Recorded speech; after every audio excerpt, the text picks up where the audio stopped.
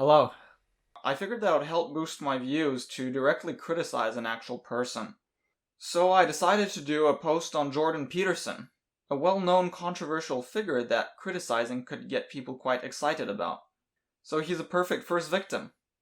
Jordan is a psychologist from Canada that has gained fame through voicing his mostly conservative opinions.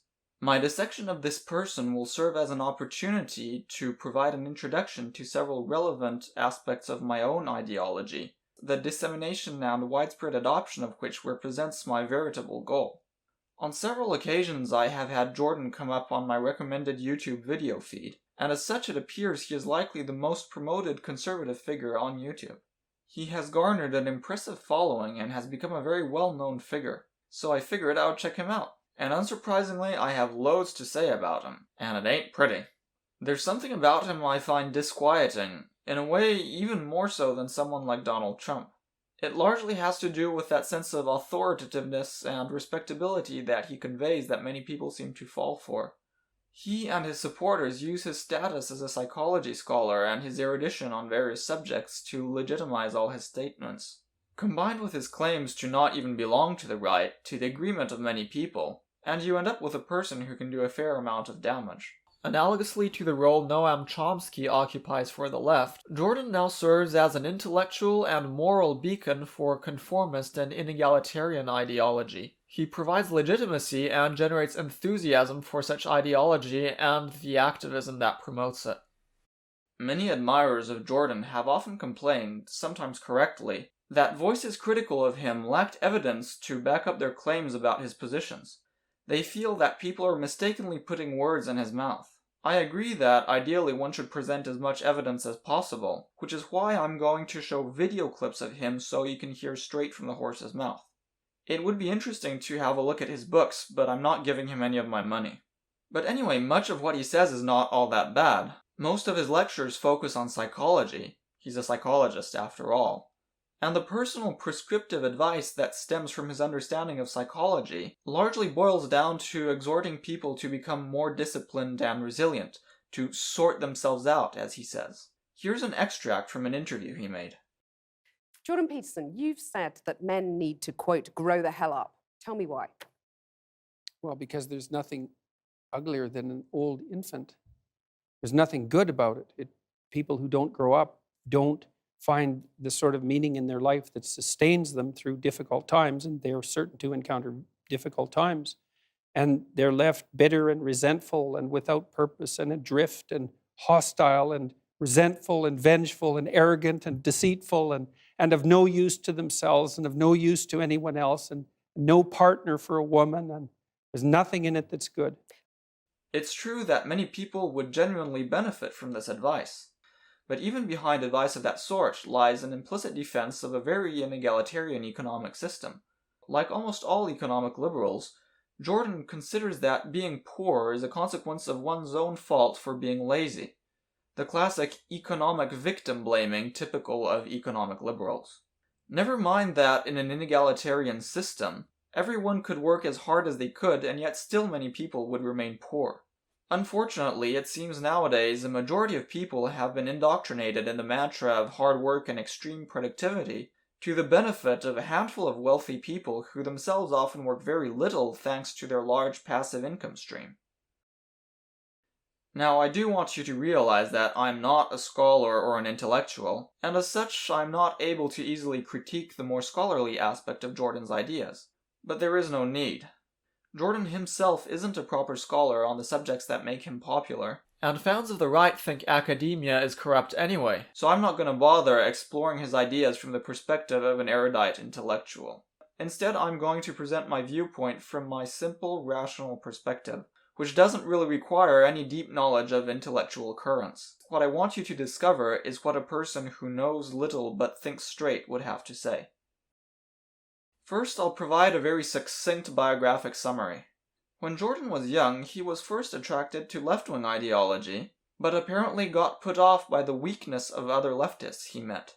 Then he got interested in the Cold War and went into psychology to understand why people could be so destructive. After working for many years as a psychologist in the USA and Canada, he decided to make a bold public move in 2016 by opposing a particular trans rights bill which earned him celebrity. He wrote a first book, Maps of Meaning, in 1999, then 12 Rules for Life in 2018, and just now in 2021 he's come out with 12 more Rules for Life. At this point I feel it makes sense for me to start off by discussing this event that made Jordan famous. I argue that his move had little to do with free speech as he claimed to justify it, and this is of course already patently obvious to everyone. The reason he became popular is precisely because he defends social conservative economic liberal positions, what typically gets referred to as right-wing, though in his particular case, social conservatism or traditionalism is meant to be a natural consequence of a liberal attitude which would allow people to express their innate conformist behavior. By criticizing Jordan Peterson, I'm going to be providing a rebuttal to social conservative, economic liberal positions in general. So, Jordan Peterson rose to fame by decrying a particular provision of the Canadian 2016 C-16 bill, which sanctions intentional failure to use the preferred pronouns of people. Apparently, he released a series of videos on YouTube on the subject, but I haven't been able to find them. It seems they got removed.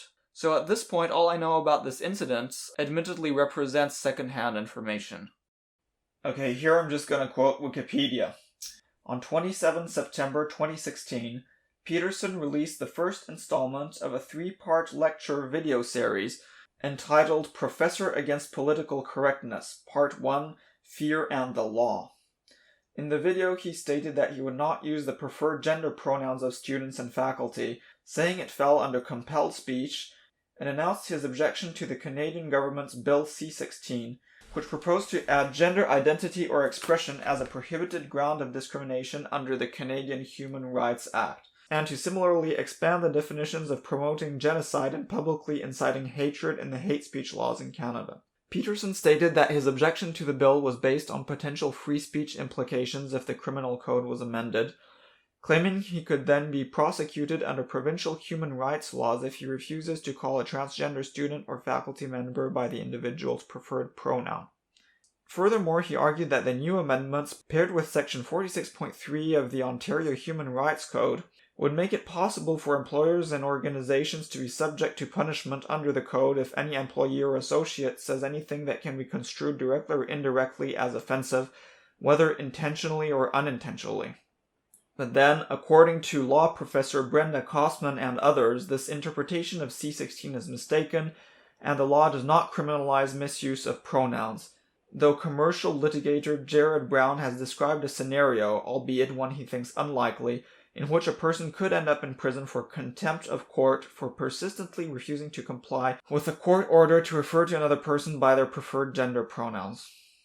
The series of videos drew criticism from transgender activists, faculty, and labor unions. Critics accused Peterson of helping to foster a climate for hate to thrive and of fundamentally mischaracterizing the law. Protests erupted on campus, some including violence, and the controversy attracted international media attention. When asked in September 2016 if he would comply with the request of a student to use the preferred pronoun, Peterson said, "It would depend on how they asked me. If I could detect that there was a chip on their shoulder or that they were asking me with political motives, then I would probably say no. If I could have a conversation like the one we're having now, I could probably meet them on an equal level." 2 months later, the National Post published an op-ed by Peterson in which he elaborated on his opposition to the bill, saying that gender-neutral singular pronouns were at the vanguard of a postmodern radical leftist ideology that I detest and which is, in my professional opinion, frighteningly similar to the Marxist doctrines that killed at least 100 million people in the 20th century.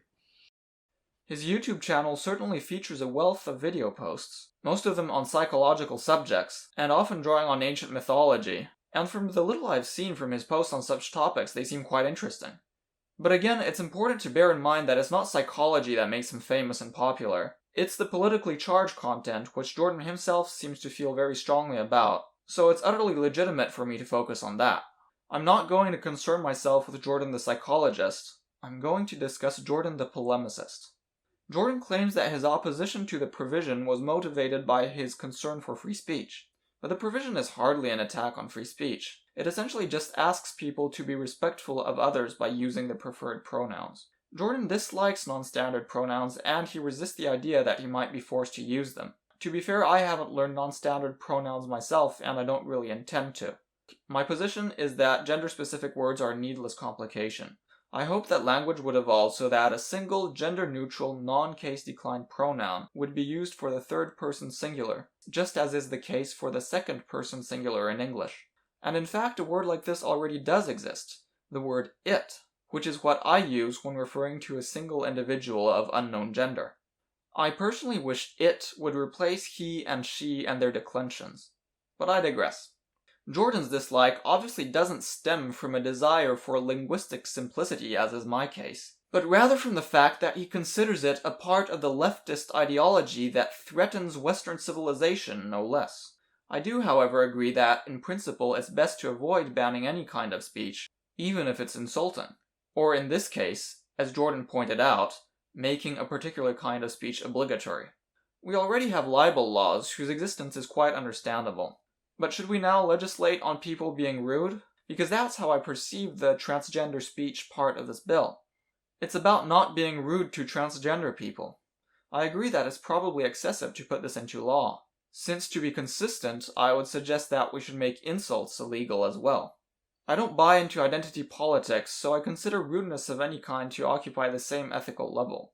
Making fun of someone for being ugly is no better than making fun of someone for being transsexual. Both are wrong, but making it illegal is probably not the best solution. I believe we should grant people the freedom to act as they like, as long as it doesn't inherently inflict considerable harm on others. And of course that includes both the expression of transsexuality and criticism of transsexuality. Now, Jordan Peterson professes to not be transphobic, and I haven't found any flagrant evidence to the contrary. And indeed, here's some evidence that he might not be as anti-transgender as some might claim him to be.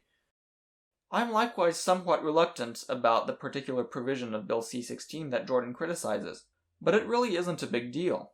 I'm not saying Jordan is wrong to criticize this provision. I'm saying that he's wrong to make a big deal out of it. If you make a big deal out of it, it means you have some agenda that has little to do with free speech. Why isn't he decrying the major restrictions on speech that are in place in many other places on Earth? Why did he react to this particular provision specifically? Canada is one of the best countries on Earth for liberty of expression. If Jordan really cared about free speech, he should be doing activism with Reporters Without Borders or something along those lines. Admittedly, people tend to be more concerned about what happens in their own countries, but that is something in itself that I take issue with. People should care equally about what happens everywhere. The fact that Jordan doesn't spend his time decrying restrictions on freedom of speech across the world suggests that genuine freedom of speech isn't a major concern of his. His concern is about radical left-wing activism, including sometimes not truly leftist identity politics activism. It's true that the political correctness culture associated with identity politics can be excessive, to the extent of being quite irrational, and I myself object to much of it. And unfortunately, this then taints all leftist ideas with a bad name. Here's an example from an article which is critical of Jordan overall, but I'm using the current example to support him. This is an article on Jordan by New York Times reporter Nellie Bowles. Why did he decide to engage in politics at all? He says a couple years ago he had 3 clients in his private practice pushed out of a state of mental health by left-wing bullies in their workplace. I asked for an example and he sighs. He says one patient had to be part of a long email chain over whether the term flip chart could be used in the workplace, since the word flip is a pejorative for Filipino. She had a radical left boss who was really concerned with equality and equality of outcome and all these things and diversity and inclusivity and all these buzzwords, and she was subjected to. She sent me the email chain, 30 emails about whether or not the word flip chart was acceptable, Mr. Peterson says. That's obviously ridiculous, especially since the word flip has been a common and utterly innocuous component of the English language for centuries. This represents an example of the excesses of political correctness culture. Another problem with this culture is that it then tends to deny the suffering of the people who belong to groups deemed oppressors. It's also important to note that Jordan doesn't only oppose leftist identity politics, but rightist identity politics as well. It's quite ironic that rightists decry identity politics when they are in fact the inventors and champions of identity politics. And their variety is far worse, since while the left wants equality between the groups it creates, while the left pushes for group-level egalitarianism, the right wants inequality between the groups. I suppose this rejection of traditionalist identity politics is why Jordan doesn't consider himself a right-winger. Through his criticism of identity politics ideology, Jordan Peterson does state some truths that many supposed social liberals tend to deny or at least ignore. And in that respect, he manages to be more correct than both the typical rightists and the typical leftists. Jordan explains here that men represent the majority of victims of a variety of troubles. He is absolutely right, and that's why the concept of patriarchy as conceived by leftist identity politicians is mostly wrong. I guess he's suggesting our questioner there that's something to do with them needing saving from socialism, globalism and feminism. Is there any truth to that in your mind? Well, there is truth to the idea that they might need a certain amount of existential rescuing from the idea that the West is fundamentally best characterized as an oppressive patriarchy, which is absolutely absurd proposition, and that as a consequence, whatever actions they might take that are forthright and ambitious in terms of participating in that system are by the very nature of the system destructive. It's very difficult for me to understand how anybody can be properly motivated if that's the fundamental view of society and male participation in it. And I don't buy any of that. I think the idea that the West is fundamentally an oppressive patriarchy is an appalling idea. He is right that nowadays it's no longer a patriarchy, though it's important to note that this is a very recent development.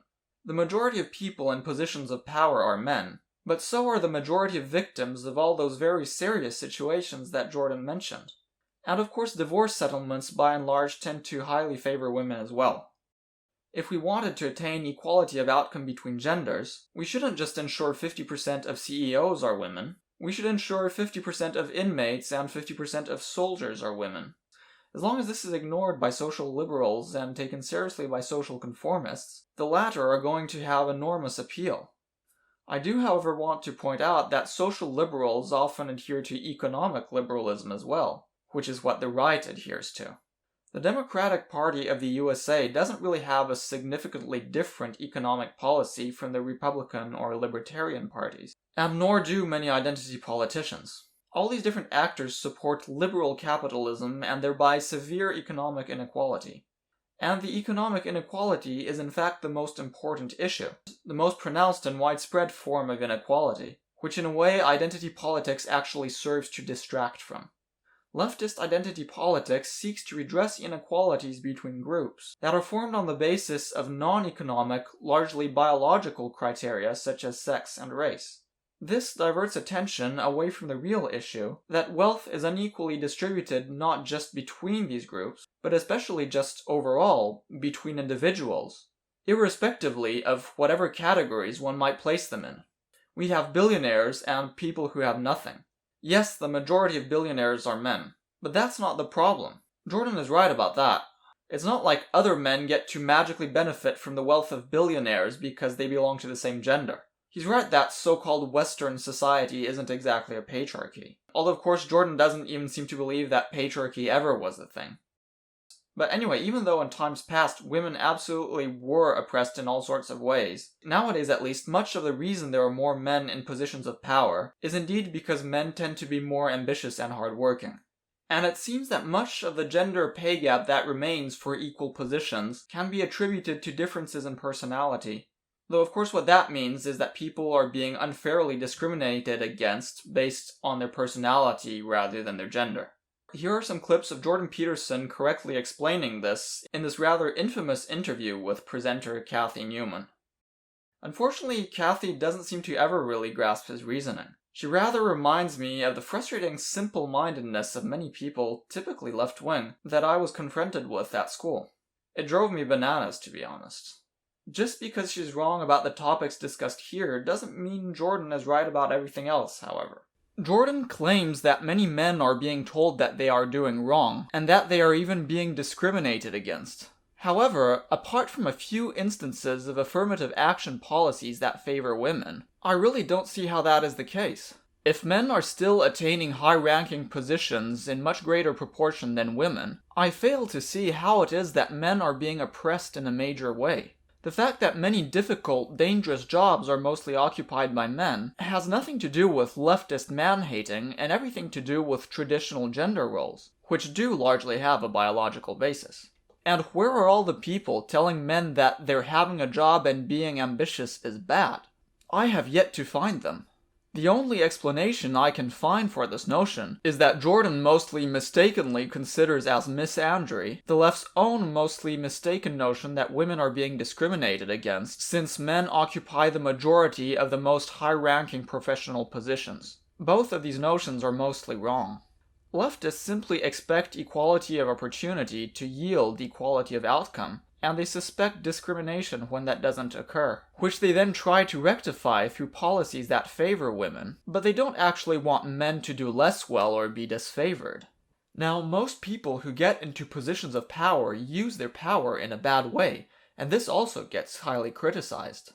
And of course, since most of these people are men, it seems that men in general are being criticized, but that isn't really the case.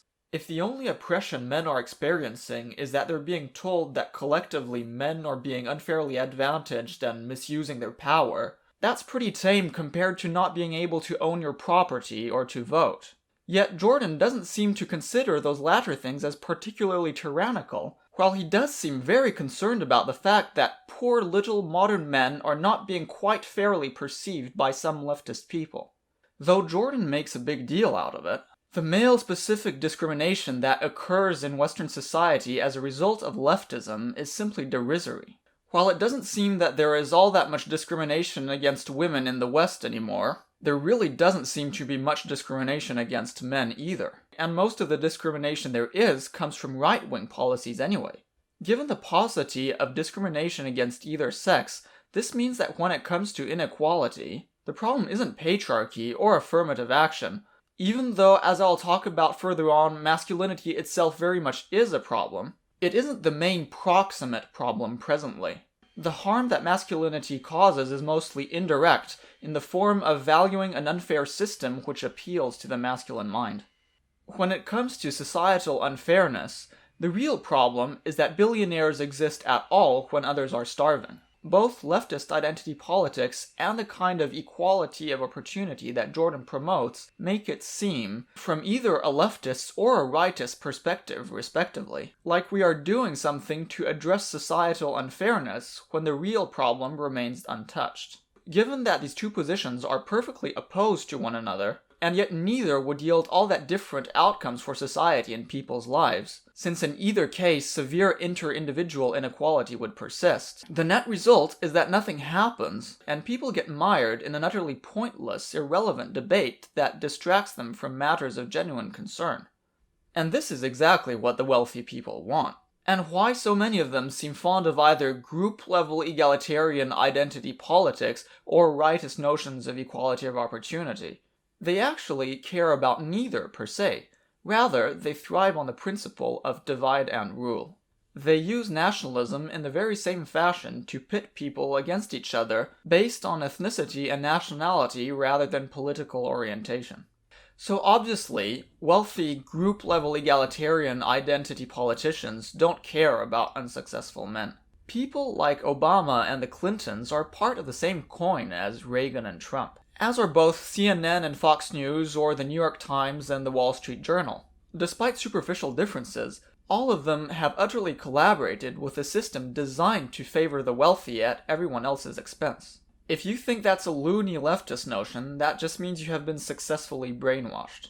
People with individually egalitarian leanings, on the other hand, that is, actual economic leftists, are overall much more sensitive to the plight of unfortunate men, since their policies are meant to benefit everyone by addressing the real issue. And indeed, many historical socialist societies were even quite sexist in a traditional way. But it's true that modern leftists tend to be very fond of identity politics. However, it's mistaken to conflate all leftist ideas with identity politics as right-wingers do. This brings me to a quick aside, which admittedly will be a bit of a pedantic drag, but I feel is useful to clarify my position.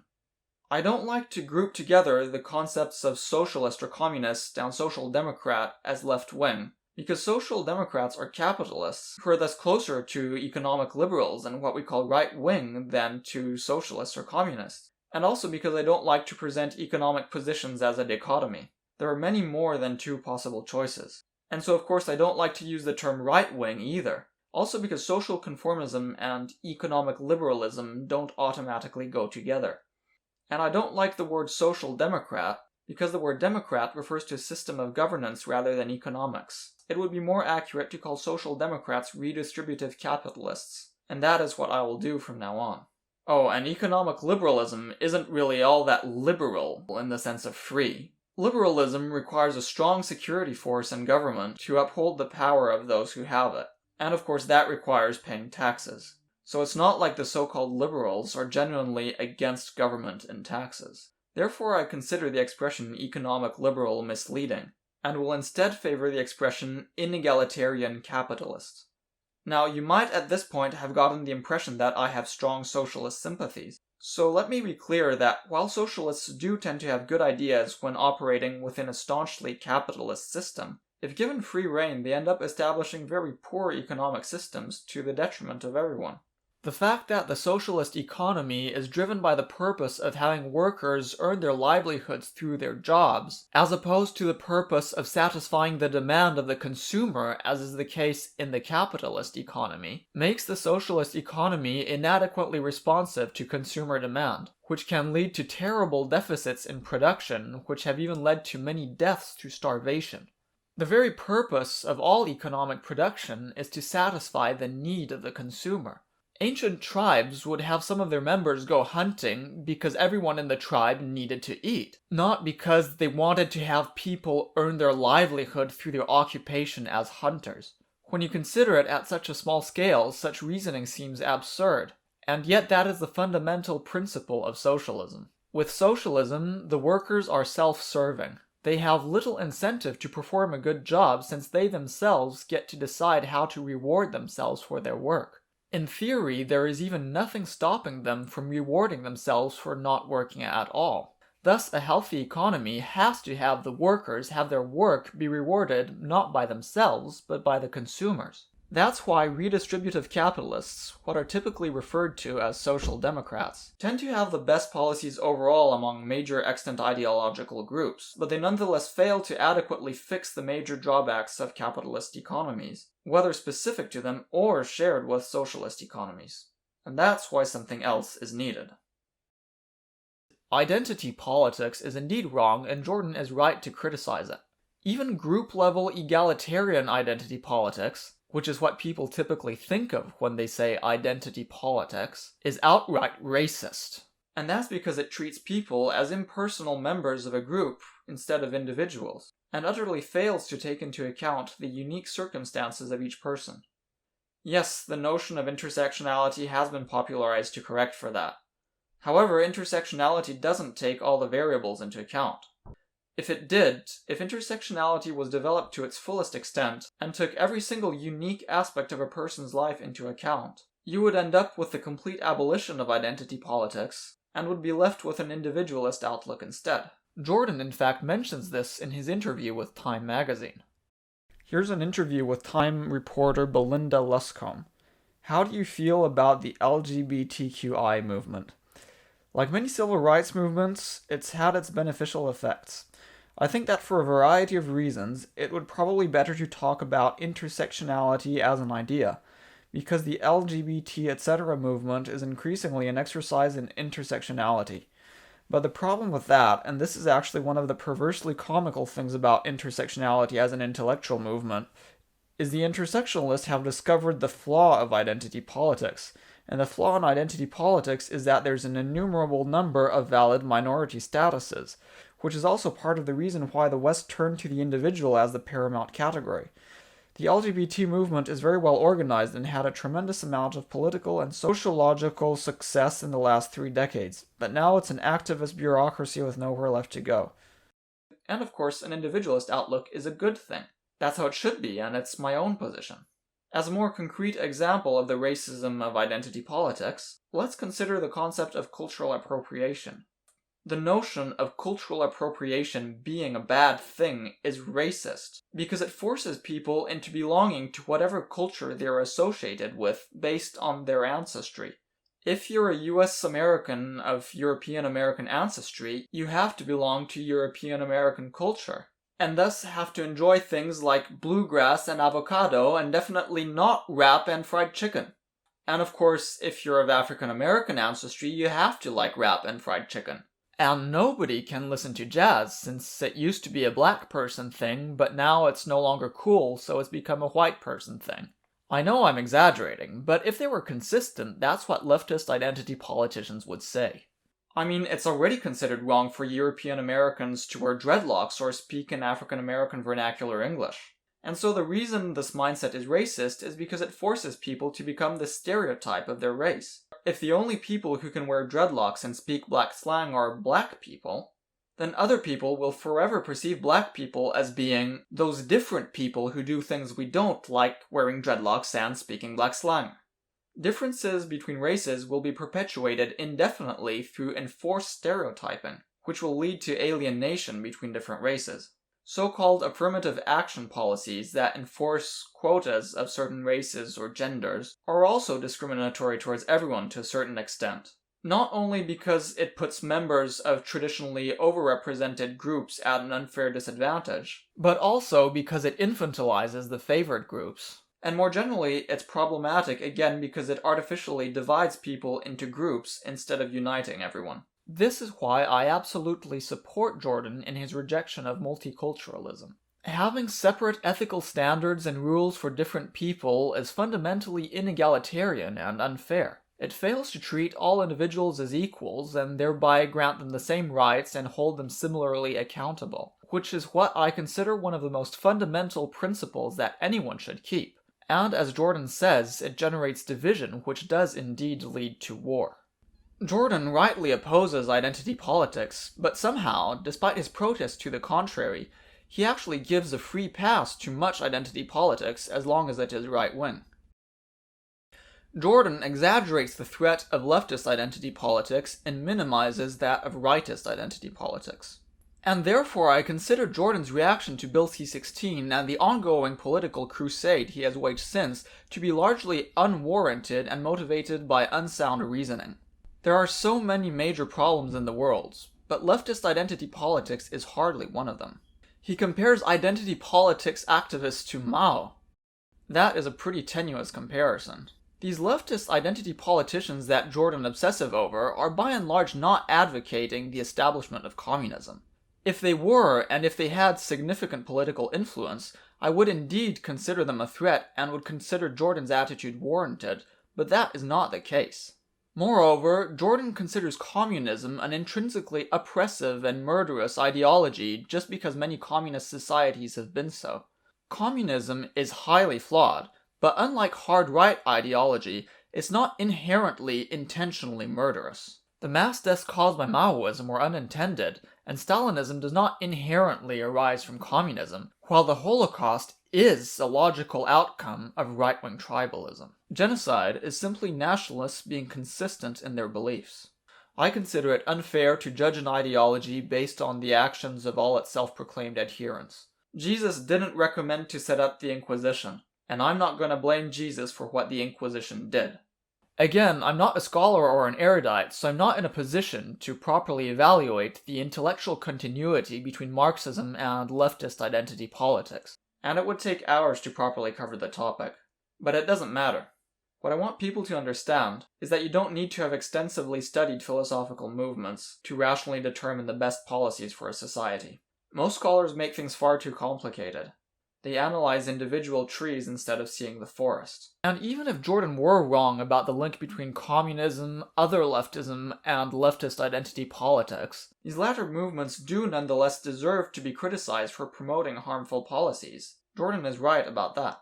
But it's ironic that while Jordan spends his time barking up the tree of left-wing identity politics, it's in fact the immensely more powerful and inherently cruel right-wing identity politics, which represents the very biggest threat to democracy, freedom, equality, and peace across the world.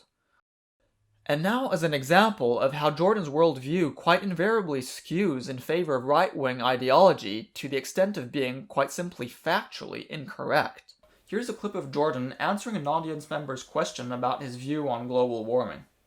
So I was wondering whether you thought climate change could be an issue that could unite us all on left and right, moving us beyond debates about C16 to discussions at the UN at Katowice next month, where perhaps humanity might finally discover its global map of meaning.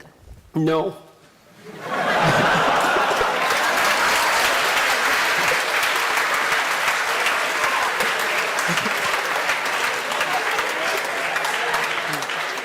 I mean, there's a couple of reasons. I mean, the first reason is that I spent a lot of time reading.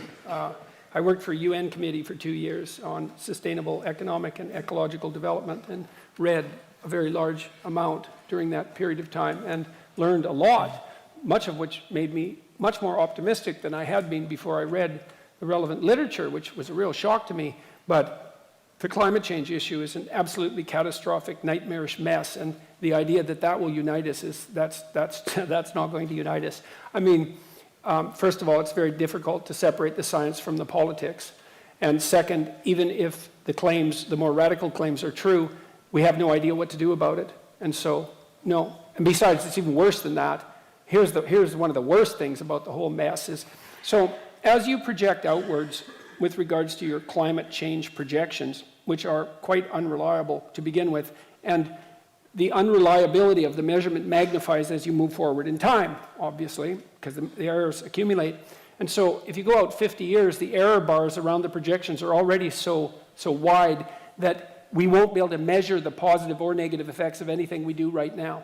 So how in the world are you going to solve a problem when you can't even measure the consequence of your actions? Like, how is that even possible? And besides that, well, what's the solution? What are we going to do? Switch to wind and solar? Well, good luck with that. Just try it and see what happens. We can't store the power. Germany tried it. They produced more carbon dioxide than they did when they started because they had to turn on their coal-fired plants again. That wasn't a very good plan. Well, we don't want nuclear. It's like, okay, what happens at night? The sun goes down. Well, isn't that something we should have taken into account? Well, we got to flip on the coal-fired plants. Well, so it was a complete catastrophe, and all that happened was the price of electricity shot up. It was like zero utility. So that's not a solution. So what are we going to do about it? Well, we should cut back. We can't consume as much as we are all consuming. It's like, well, maybe, except the data that I've read indicate that if you can get the GDP of people up to about $5,000 a year, then they start caring about the environment, and the environment cleans up. So you could make a perfectly strong case, I think, and a reasonable one, perhaps even a humane one, that the actual idea would be to get everybody in the world who's poor, desperately so, out of poverty as fast as possible, which would increase consumption in the short term, because then they'd start to care about the environment and things would clean up. It's like, okay, well, what are we going to do about global warming? Well, good luck figuring that out. I don't see a solution on the horizon. I look at Bjorn Lomborg's work. I really like Bjorn Lomborg. I think he's a real genius. You can look him up if you want. He took the UN millennial goals. There's 200 of them. That's way too many goals if you're serious about goals, by the way, because 200 goals isn't a plan. It's a wish list. You have to prioritize. I'm serious. You have to prioritize. But they won't prioritize because each of the goals has its constituents. And if you prioritize, then you irritate the constituents. But if you don't prioritize, then you can't implement the plan. So what Lomborg did was gather a teams of economists, multiple teams, some of whom were Nobel Prize-winning economists. He had them assemble teams. He had them rank order development goals in terms of their return on investment, all of the teams. Then he averaged across the teams and came up with a final list. And addressing global warming wasn't even on the list. The most fundamental, he wrote a book called How to Spend $75 Billion to Make the World a Better Place, and that's not very much money on a global scale. Almost everything that he recommended had to do with increased child nutrition in developing countries. It's like, these things are complicated, man. These are complicated. It's like, well, let's fix global warming. It's like, okay, well, good luck with that. First of all, how are you going to do that? And to think that will unite us, well, certainly not uniting us so far. So, no. And it's the kind of low-resolution thinking that just gets us absolutely nowhere. I like what Lomborg did way better. I think it's way more intelligent. So, maybe if you increase child nutrition enough and you produce another, I don't know, 10 million geniuses as a consequence of that, and maybe one of them will figure out what to do about global warming. Well, I'm serious about that, you know? It's not a bad thing to increase the total sum of human brain power, you know? And so we treat these things so lightly. Well, let's fix the planet. Well, we're going to concentrate on global warming. Well, why global warming? Well, because everyone thinks that's the biggest catastrophe. Well, maybe it is, but if you don't have a solution, well, and then what about all those other problems? What are you going to do about them? Well, we'll ignore them because we can feel good about, you know, being concerned about global warming. It's like, you know, one of the reasons there's more trees in the Northern Hemisphere than there were 100 years ago. No one knows that, but it's true, and by a substantial margin. You know why, in part? Because people burned coal instead of wood. It's like everyone says, well, we shouldn't burn coal. It's like, okay, fair enough. What do you want to do? Burn trees instead? Because that's what poor people would have done. It's like, coal isn't good. Well, it's better than burning wood. So these things are complicated. So they're unbelievably complicated. And so, no, it's not going to unite us. And we're not going to do a damn thing about it either. So it doesn't really matter. So, well, what are we going to do? You're going to stop, like, having heat? You're going to stop having electricity? You're going to stop driving your cars? You're going to stop taking trains? It's like, you're going to stop using your iPhones? You're not going to do any of that. And no wonder. So, no. Thank you for that. Firstly, I'd like to point out how obnoxious his audience is. You want to hear the sound of idiocy? Look no further. These people are aggressively applauding a snotty and foolish response to a legitimate, albeit highly cheesy, question. Ah, take that, you climate warrior snowflake. We'll just keep on depending on fossil fuels till we run out and go back to horse-drawn cars. I do kind of wonder if the person who asked the question was being intentionally silly. I mean, what kind of answer do you expect from Jordan to a question like that? Now, getting back to Jordan himself, what he says is utterly wrong. Left-wing activism represents a serious threat to society, but global warming doesn't. Yes, the threat of global warming is often overstated and painted in excessively alarmist tones. The kind of warming we should expect to see shouldn't cause all that much harm in and of itself, and certainly wouldn't threaten the survival of society if it weren't for people's idiocy. I'll explain more about this in another post. For now, let's just say that while global warming probably isn't quite the apocalyptic catastrophe that many people consider it to be, it will nonetheless generate significant disruption, perhaps most importantly through the flooding of major cities as a consequence of sea level rise. To just dismiss the issue like Jordan does is not a reasonable response. Additionally, Jordan doesn't believe that anything can be done to curb global warming and doesn't believe we should try. That's totally ridiculous. Covering a small fraction of the Sahara with solar power plants would suffice to generate the total current energy production on Earth. Here, an article from Forbes features a simple analysis, concluding that the total current global energy use could be produced by covering a mere 1.2% of the Sahara Desert with solar power plants.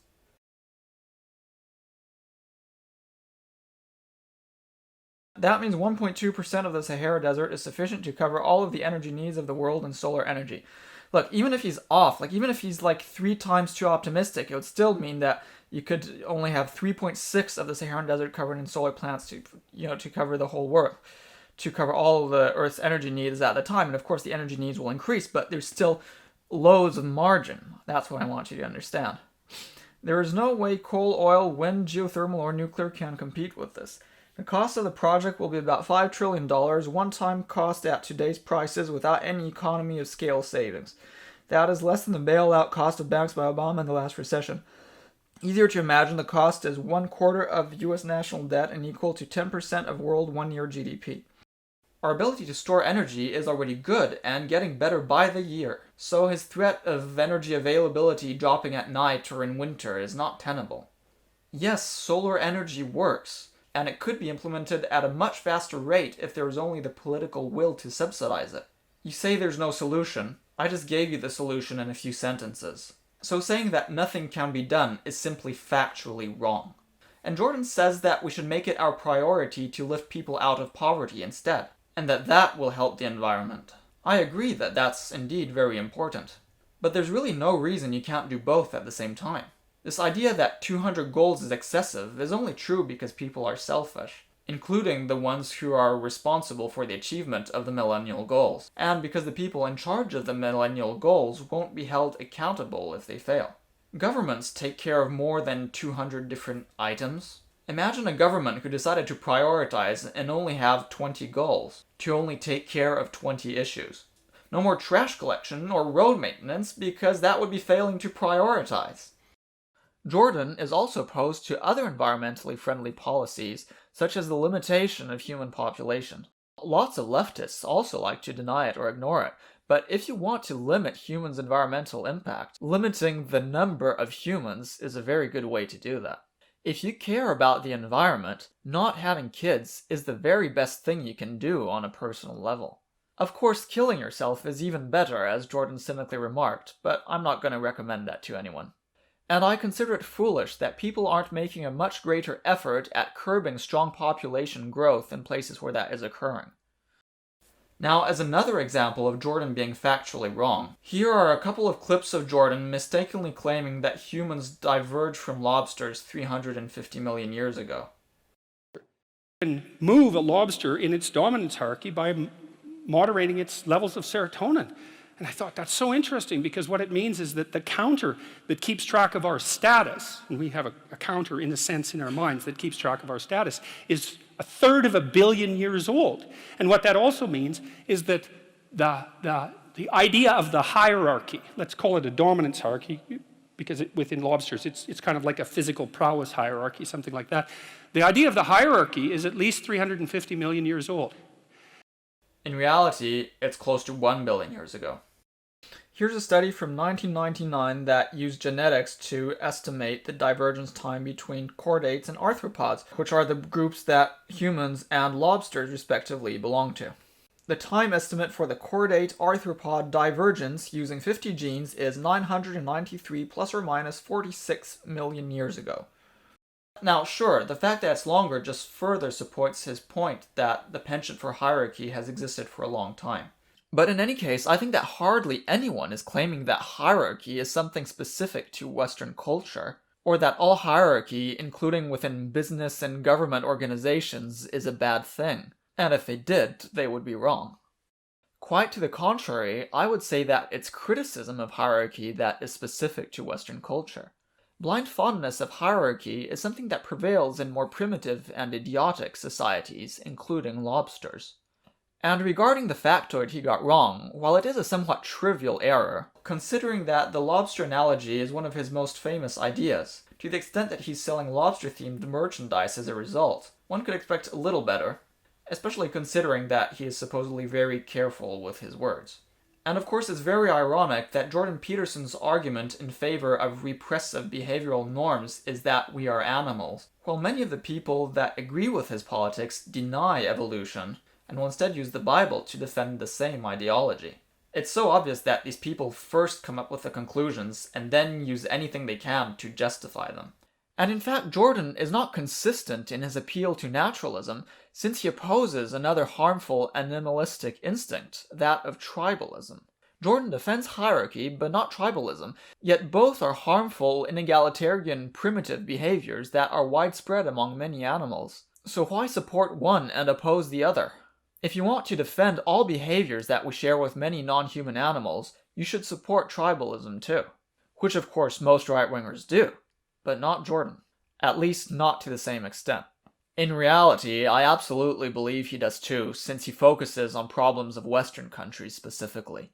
But of course, I don't really think it's fair to criticize people for getting the facts wrong. What's more important is to understand the big picture and the basic concepts. And of course, that's what Jordan really gets wrong. Jordan sweats the small stuff and shrugs off the big stuff. And as you will see, his solutions for people's problems would actually make things worse. Here, journalist Helen Lewis excellently points out Jordan's penchant for excessive dramatization. Actually, most people are idiots, so just because many people support you doesn't mean you're right. Many people supported Hitler. That's not a Godwin's law fail, by the way. Godwin is when you equate someone with a Nazi without proper justification. Here I'm making an analogy, and it's plenty acceptable to use Hitler as an analogy, and indeed it's often quite useful. And speaking of Nazis, I said Jordan and right-wingers in general tend to make a big fuss about small things, and more specifically this distorted idea of society being overrun and corrupted by leftism. This is utterly comparable to the distorted, magnified idea of the influence of Jews in society, which has prevailed continually across all of European culture for many centuries, and which finally resulted in the Holocaust. Conservatives and inegalitarians are very fond of singling out a marginal, nonconformist group as a scapegoat which is meant to be responsible for most of people's problems, so that people be distracted from the real issue, namely economic inequality. Typically, the scapegoat is meant to be a group of little genuine power, so that attacking it won't incur significant negative consequences for the attacker.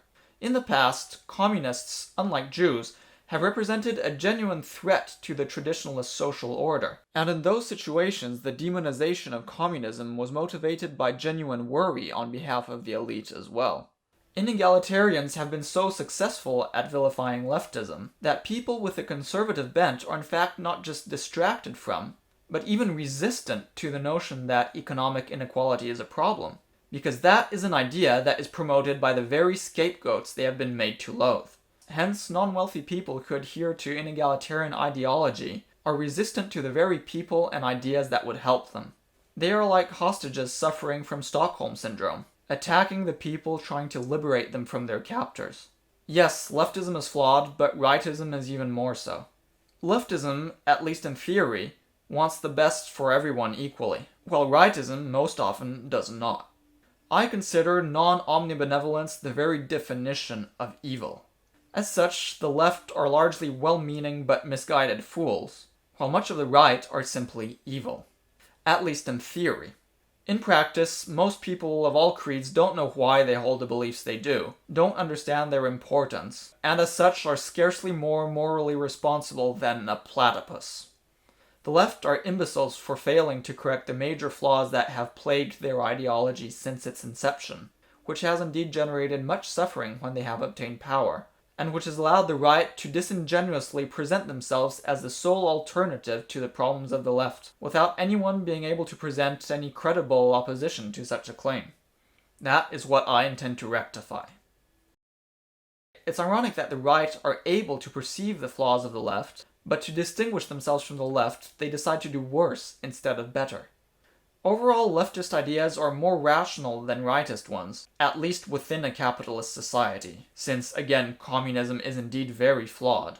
But of course the left does have flaws which it is unable to perceive, which suggests a deficiency of rationality of the left. Yet somehow the right is often able to perceive the flaws of the left despite adhering to a much less rational ideology. This is akin to an ostensibly mentally impaired person correcting smart people when they say something wrong. It indicates that this person is not really mentally impaired at all, but just pretending. Likewise, it seems that right-wingers have the potential to be even more rational than left-wingers are now, and are simply intentionally being idiots. Of course, actually, it's more that people, both right and left, have a psychotic habit of making themselves blind to the flaws of the groups they decide to belong to, and are so good at it that they don't even realize that they are doing it. Thus, Jordan's critique of the left is correct, but with an exaggeration of the threat it represents, and meanwhile he remains quite blind to the harmful aspect of the rightist ideologies he defends. Like most people, he can be selectively rational, but his intellect is too weak to defend itself against the irrational ideas that are imposed on him by his subconscious according to its whimsical preferences. For those who are not yet satisfied with my characterization of Jordan as irrational, fret not, I will present additional arguments further on. And speaking of scapegoats, I would like to consider how Jordan's statements might more immediately affect people who are associated with ideologies he targets. His followers are apparently known to be particularly aggressive and threatening towards people critical of Jordan. Unfortunately, it's hard to obtain any first-hand evidence, so I'm going to have to rely on articles describing it instead. This article indicates that people who got an event cancelled for hosting a neo-Nazi along with Jordan then received aggressive messages from Jordan's supporters. Here's an article, The Varsity, October 30, 2017, Jordan Peterson doxes 2 student activists. Psychology prof tweets Facebook profiles of students protesting event. U of T psychology professor Jordan Peterson took to Twitter on October 26 to broadcast the Facebook profiles of two students who helped organize a protest of a Ryerson free speech event where Peterson was scheduled to speak. It was cancelled in August. The event, the stifling of free speech on university campuses, would have that's kind of ironic, would have featured prominent conservative speakers. The planned protest rally posed a potential threat if the two groups were to clash, and Ryerson University felt that it did not have proper security for the event. In one of his tweets, Peterson called the protest student organizers communists. Really. One of the students' profile is no longer publicly available on Facebook. The other student, Christine Elizabeth, has chosen to keep hers available. She feels Peterson's action should not be taken as a threat, but rather as a validation. When he doxed me, he validated me, she said. He validated everything that I was saying. It wasn't quite doxing because these people already were famous and they already had a public profile. But still, he posted this knowing that his fans would see it and that they would harass it. Like, why else would he post the profiles, right? He does it for that. And so then, of course, Elizabeth has received extensive hate mail and harassment via Facebook, some of which have bordered on death threats. These are his fans, said Elizabeth. These are the people he's pandering to. This is why I take issue. And yeah, and Jordan knows this is happening, and he's intentionally provoking them just like Trump does with his supporters that then, like storm the Capitol. Jordan is doing the same thing, obviously with not quite as serious consequences. So the free speech event has been rescheduled for November 18 now at Canada Christian College, which Elizabeth said her group still plans on protesting. Peterson did not respond to the varsity's request for comment. So what I want you to realize is that they weren't even planning on having it cancelled. They were just protesting the event. When he talks about free speech, what he's saying is that he should be allowed to say right-wing stuff without being criticized, and meanwhile left-wing people shouldn't be allowed to promote any of their stuff. He's an utter hypocrite. And news presenter Cathy Newman received many death threats after the interview I showed you extracts of. Channel 4 News presenter Cathy Newman is rocked by death threats over a row with anti-feminists. Channel 4 have called in security experts after presenter Cathy Newman received death threats and abuse online. The attacks followed a fiery interview on gender with outspoken anti-feminist psychologist Jordan Peterson on Channel 4 News. Sick messages posted online after the interview on Tuesday included R.I.P. Cathy Newman and Cathy Newman, we know where you live. The mother of two was also called a B*** in more than 500 postings and was the target of other obscene misogynistic messages. Miss Newman, 43, suffered further distress yesterday when her 13-year-old daughter found a pornographic mock-up on Instagram of her mother with Dr. Peterson. During the 30-minute interview, Miss Newman quizzed the Toronto University professor of psychology about his radical views on the differences between men and women in the workplace and the limits of free speech. The exchange has since been watched more than 2 million times on the Channel 4 News YouTube page and attracted over 40,000 comments. Miss Newman tweeted that she had enjoyed her clash with Dr. Peterson and posted, "Viva feminism, viva free speech." Dr. Peterson, who rose to prominence in 2016 after insisting his rights to free speech meant he should not be forced to use gender-neutral pronouns for transgender students, also later said he enjoyed the encounter. But many of the professor's admirers attacked Miss Newman as soon as the interview finished. One described her as being a member of the low-IQ left establishment, and another said she should be ashamed of such a catastrophic interview. Now, of course, it's not entirely Jordan's fault that some of his fans are overtly thuggish, and it's not entirely clear what proportion of these people have such attitudes, but it still doesn't make him look good. Just to get another little impression of Jordan's supporters, let's have a look at the comment section from one of his videos. These are the comments of the interview with these two people, Jordan Peterson and Helen Lewis from GQ magazine, just to get an idea of the mindset of the people who comment here and who support Jordan. Okay, never seen so many instances of disagreement in one interview. Okay, so that has 12k. That's what happens when the interviewer's goal agenda going into the interview is to prove the interviewee wrong. Yeah, but that's what you should do. I mean, you should argue, right? That's the whole point. I guess it wasn't an interview, it's a debate. So it's a debate interview, and I find it quite interesting, and that's actually why I use this interview so much, is precisely because it was a debate. And when the interviewee doesn't roll over or give concession to lies? What? She's not lying. Okay, man, that poor girl didn't stand a chance. He shredded her to pieces without being shallow. What? He shredded her to... No. She actually just was pretty reasonable and she actually pointed out some of the sort of silliness of his own positions quite well, as I showed in various of these clips. As she was trying to make some shallow arguments, no. Careful who you step in the ring to if you haven't trained properly.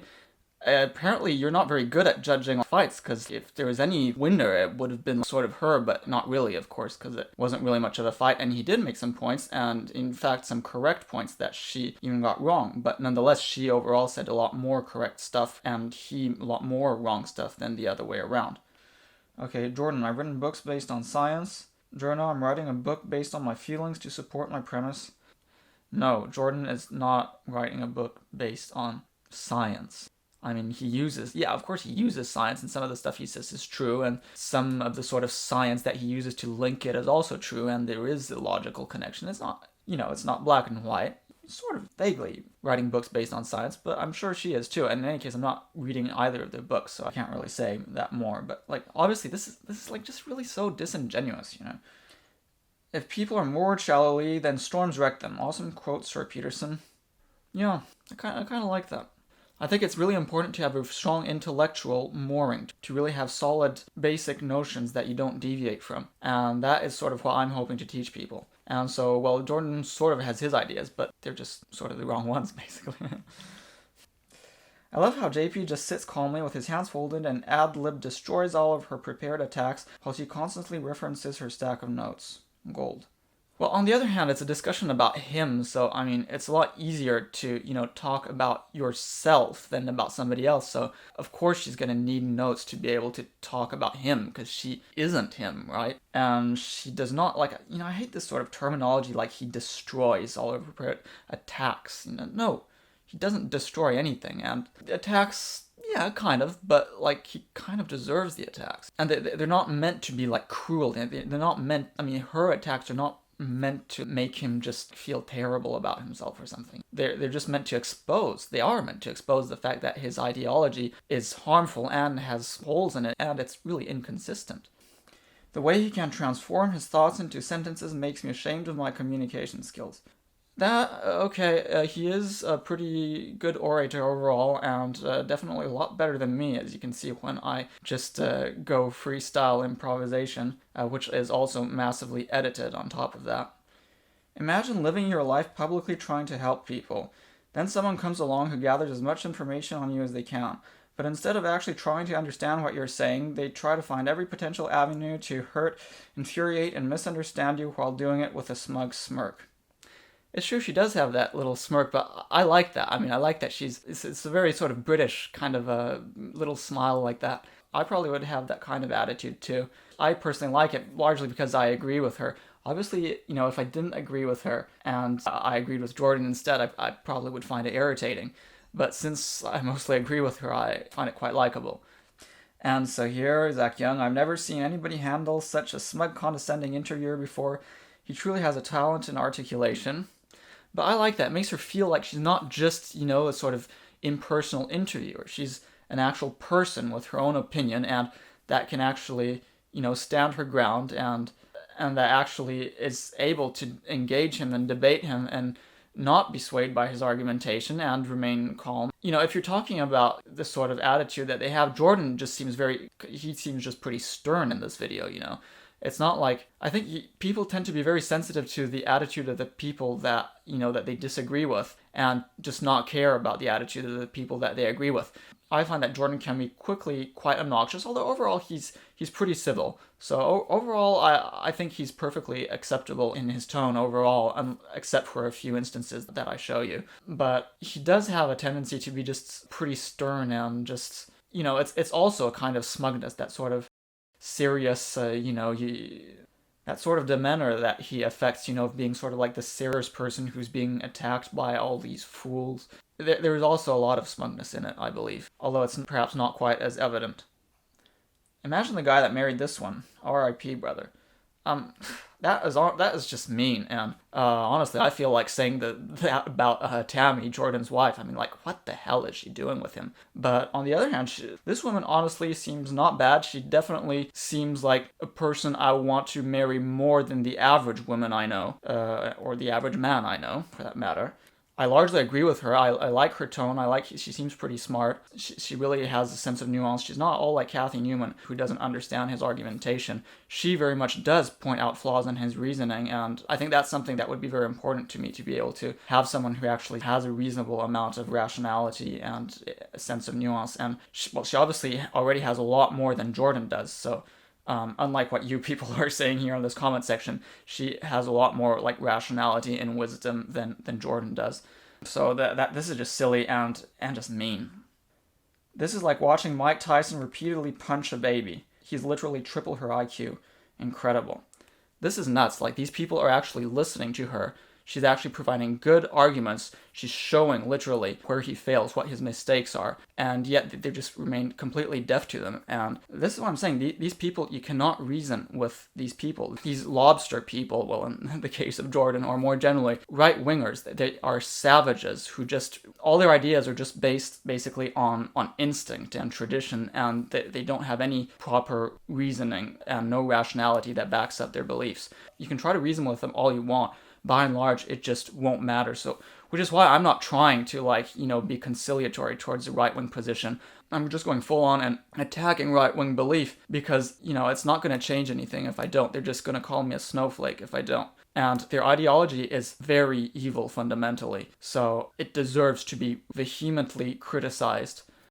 This brings me to another phenomenon that I would like to show, which is the fact that Jordan is being defended by a majority of commenters on supposedly left-leaning platforms. Sure, it's true that some of the criticism towards Jordan is exaggerated, but the problem is that these people are not just defending him against unfair slandering, but are even defending his repressive ideology. This indicates Jordan truly does make people believe his positions are moderate and realistic. Okay, so here's this Guardian article. How dangerous is Jordan B. Peterson, the right-wing professor who hit a hornet's nest? So I'm not actually going to even read you this article, and I'm not going to look at what it says, because basically it was criticized for not providing examples of what the article accused Jordan of being and saying. The article is pretty good because it provides a pretty good introduction to Peter, so you could actually read it because you'd learn stuff that you wouldn't learn from what I'm showing you in this video. So the point I want to say is that, okay, the article maybe wasn't perfect because, okay, it didn't have quite enough sources or whatever. I can understand the criticism directed at the article for that. But what I want to show you is that these people, this is The Guardian, which is like a liberal newspaper, so one of these sort of fake leftist publications. And so it's supposed to be sort of vaguely left-leaning, and the commentators are supposed to be somewhat left-leaning. But so what I want you to see is that all these commentators are actually supporting Jordan, not just against, slightly unfair characterization, but they're actually supporting his very ideology. Here we go. How dangerous is Jordan Peterson? About as dangerous as a kitten, unless you're adverse to science and data, or on the extreme far left and far right. And this is 1,360 upvotes. This is crazy. Unless you're averse to science and data. So like Jordan Peterson is a purveyor of science and data. No. He sort of uses science to buttress his own skewed beliefs. Then, apparently lots of people quoted in the piece think he's dangerous enough to be worth being rude about. If you believe in some of the things with which he disagrees and you respect his ability to argue, then I suppose you might think him dangerous to your beliefs. But that rather supposes that you're not entirely confident in justifying your beliefs. It does seem a little strange that the article contains lots of assertions that his positions are wrong, or obviously unsubstantiated, or suspect due to their proximity to some things that some bad people have said, but doesn't seem to contain many factual counter-arguments. You would have thought that as he is such a peddler of cant, this would be an easy way to fill the word count. Well, that's why I'm making this video, so you can actually see. And this person has 874 upvotes. This is the kind of person that doesn't quite say out loud that it's supporting like Jordan or an equivalent person, but it seems pretty likely that this person actually supports Jordan's ideas. Look, I think Jordan Peterson is the one who said verse to science and data. Cherry picking is not science and it's not good use of data. And this person has only 74 upvotes. He seems to be advocating for a more fair society, if anything. 231 upvotes. No. Yeah, okay, leftist identity politics is a bit unfair, but he is definitely not. I mean, you look at all the kind of economic inequality he's advocating for. This person has like 3 times the upvotes of a person who said cherry picking is not science and it's not good use of data. And like here, Peterson's research has been cited some 9,000 times. He's a preeminent scholar and his ideas are meticulously formulated by data and critical analysis. People that have been playing the data skewing game for years will obviously be annoyed by them. No, Peterson is not famous for the articles that he's written. He's not famous for that research that has been cited, so that is meaningless. Next comment. In what way is he right-wing? 978 upvotes. Oh boy. In the since I'm too lazy and inept to debate or engage him, let's just label him to incense fruitcakes way, which is what the Guardian and the left specialize in. Oh man, well, did somebody just open the cages of the Daily Mail readers or something? He's not right-wing, he considers himself a liberal. Anybody who doesn't follow the oppression Olympics mentality is labeled right-wing. Well, we've got a lot of work ahead of us, it seems.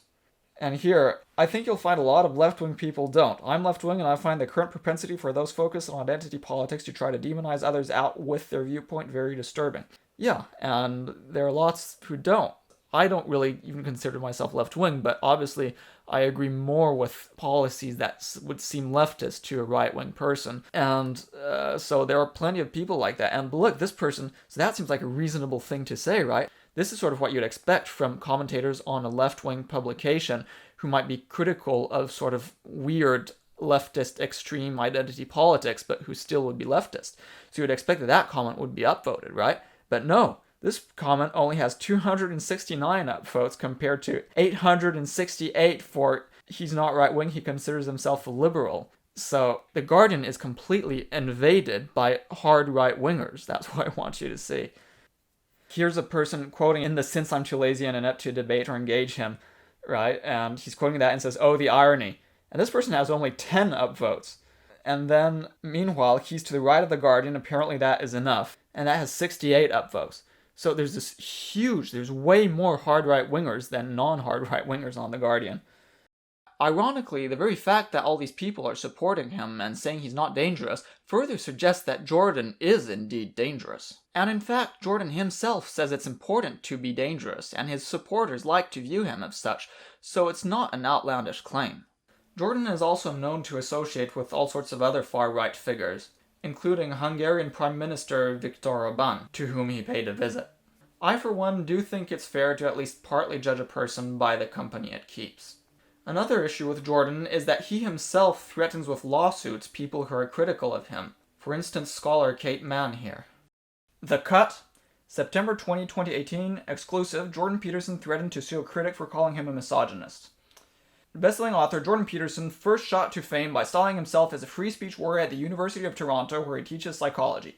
Objecting to trans people's requests that he use their preferred pronouns, Peterson said in 2016, "I don't recognize another person's right to determine what pronouns I use to address them." Later, he told the BBC, "I studied authoritarianism for a very long time, for 40 years, and they're started by people's attempts to control their ideological and linguistic territory." But Peterson's affection for unbounded linguistic territory only goes so far, it seems. In June, he threatened to sue Downgirl author and Cornell University assistant professor Kate Mann for defamation after she criticized his book 12 Rules for Life and more generally called his work misogynistic in an interview with Vox. Peterson previously filed a lawsuit against a university whose faculty members in a closed-door meeting argued that showing his videos in a classroom created an unsafe environment for students. Okay, and let's have a look here. This letter will serve as a notice of action pursuant to S51 of the Libel and Slander Act, RSO 1990 CL12, regarding the following libelous statements made by Professor Mann on the website www.vox.com in respect of Mr. Jordan Peterson. On June 6, 2018, the following libelous statements by Professor Mann were published on the website below. A. I also think the way Peterson cherry-picked the few more dignified-sounding sentences from the diary of one of the Columbine killers, Eric Harris, was downright dishonest. Okay, I don't see why that's a problem to say that. And if he did that, it kind of is a bit dishonest. B. I also suspect that for many of Peterson's readers, the sexism on display above is one tool among many to make forceful, domineering moves that are typical of misogyny. Again, if you aren't able to comment and, analyze the person's statements, I don't know what you can do. I mean, Jordan Peterson is equating left-wing activists with Stalinists. And so meanwhile, she's just saying this kind of stuff, and that suddenly is a free speech, blah, blah. We should just Jordan Peterson should just be entirely silenced if that is If that is libel, then pretty much everything Jordan is saying has ever said about left-wingers is also libel, and he should just be utterly silenced, and he should just shut up, and I do wish he would just shut up, but I don't want him to be silenced, because I believe in freedom of speech. C. He said that subsequently in a New York Times piece, I believe, in response to the point that school shooters are often sexually, romantically, and socially frustrating young men. The suggestion is classic straight-up misogyny. Yeah, well, that's the thing. Peterson is defending school shooters. He's basically saying if they aren't allowed to be properly masculine and if society doesn't teaches them to be real men, then they shoot. So that becomes a justification for murder. That becomes a justification for these school shootings. They're saying your left-wing ideas are making people doing school shooting. That's abominable, what Jordan Peterson is saying. It's absolutely abominable. This is terrible, what Jordan is saying. D. Peterson measures himself by the size of his celebrity, the idea of winning or dominating others as an end in itself.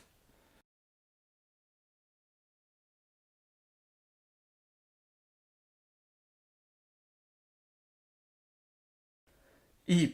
Peterson says some really eyebrow-raising, authoritarian-sounding, and even cruel things. We've already seen that, and he does.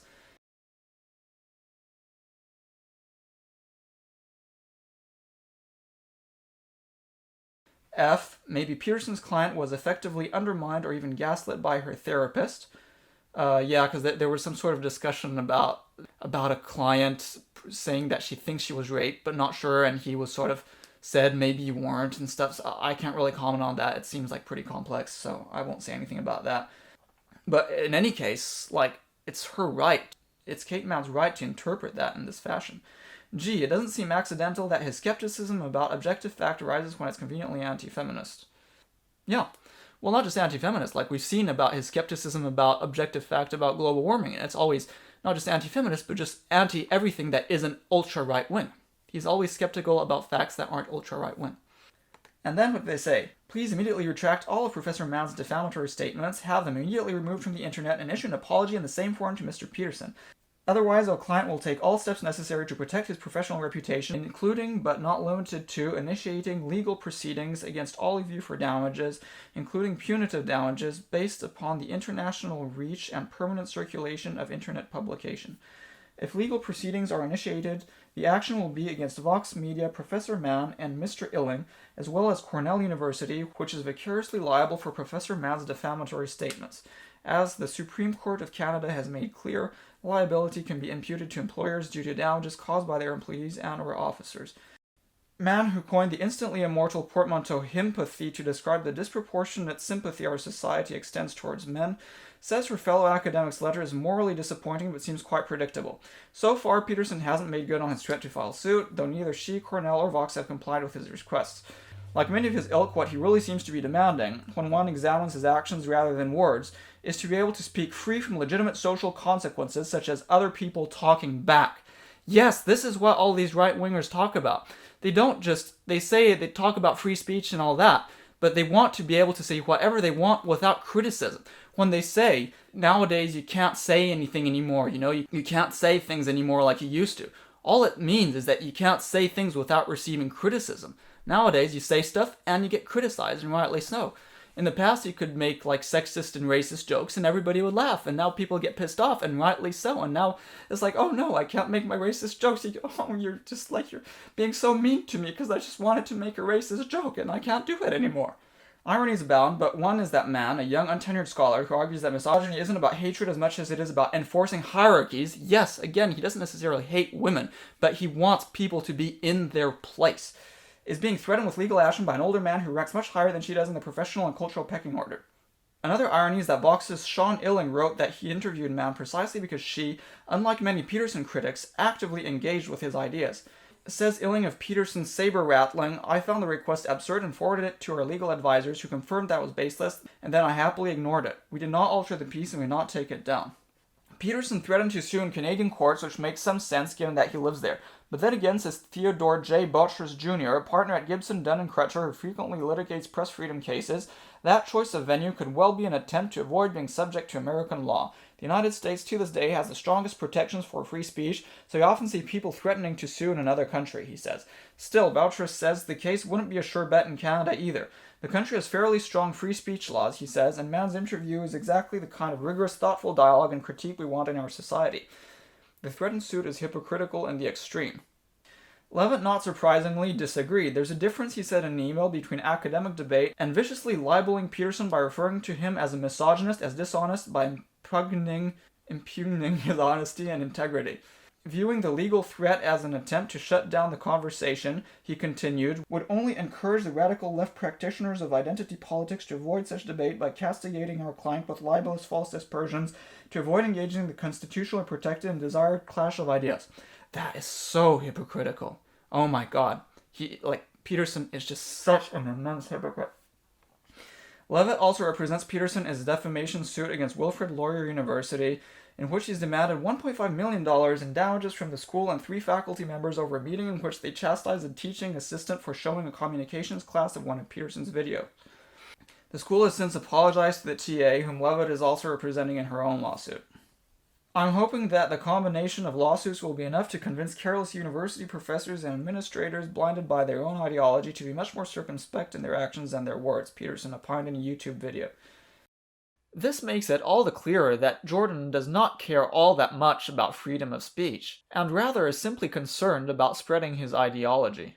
Traditionalists who claim that free speech is under attack are just bemoaning that they can't be mean and offensive without somebody daring to manifest their discontent. Jordan likewise wishes that everyone would listen to him, let him virulently criticize his black sheep, and give him nothing but praise for being so sensible and rational, unlike those pesky cultural Marxists.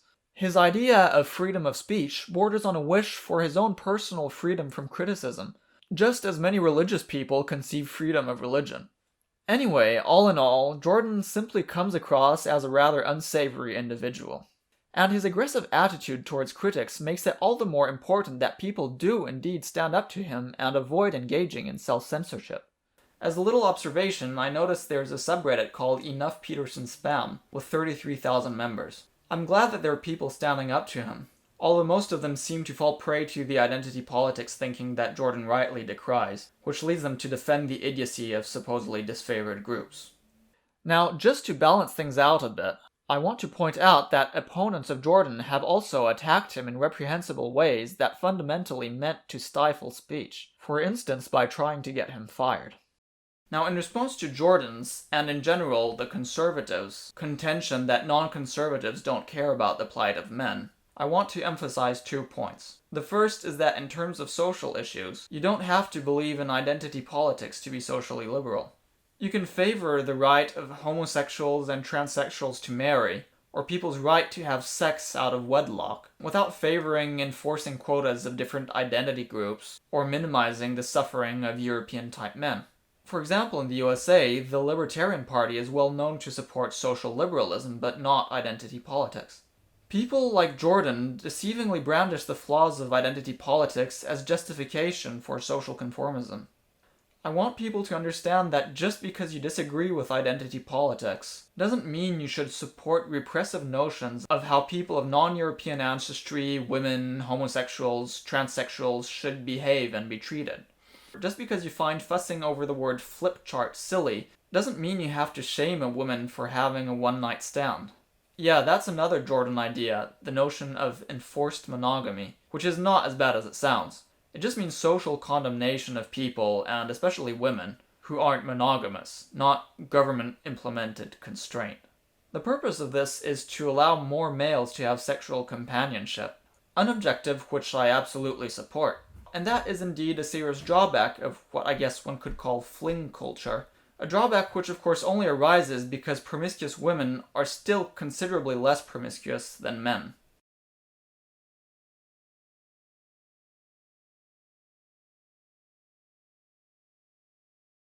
Anyway, in summary, not all people who reject right-wing belief ignore the suffering of men. The second point requires me to better consider Jordan's solutions to the problems that society and individuals face. The way I like to summarize a person's position on all topics that involve issues which can be addressed through action, that is, political issues in a very broad sense, is: what does that person consider to be the main problems, and what does it consider to be the main solutions? A person who presented its own belief in a similarly systematized reductionist fashion is Siddhartha Gautama, on whom the religion of Buddhism is based, and for whom the main problem was suffering and the main solution was bodhi, enlightenment. Though he was hardly the discoverer of the concept, he was the first to provide a thorough analytical conceptualization of it. For Jordan, the biggest problem is group-level egalitarian identity politics. We saw earlier on how Jordan is fixated on this issue and neglects other more serious issues.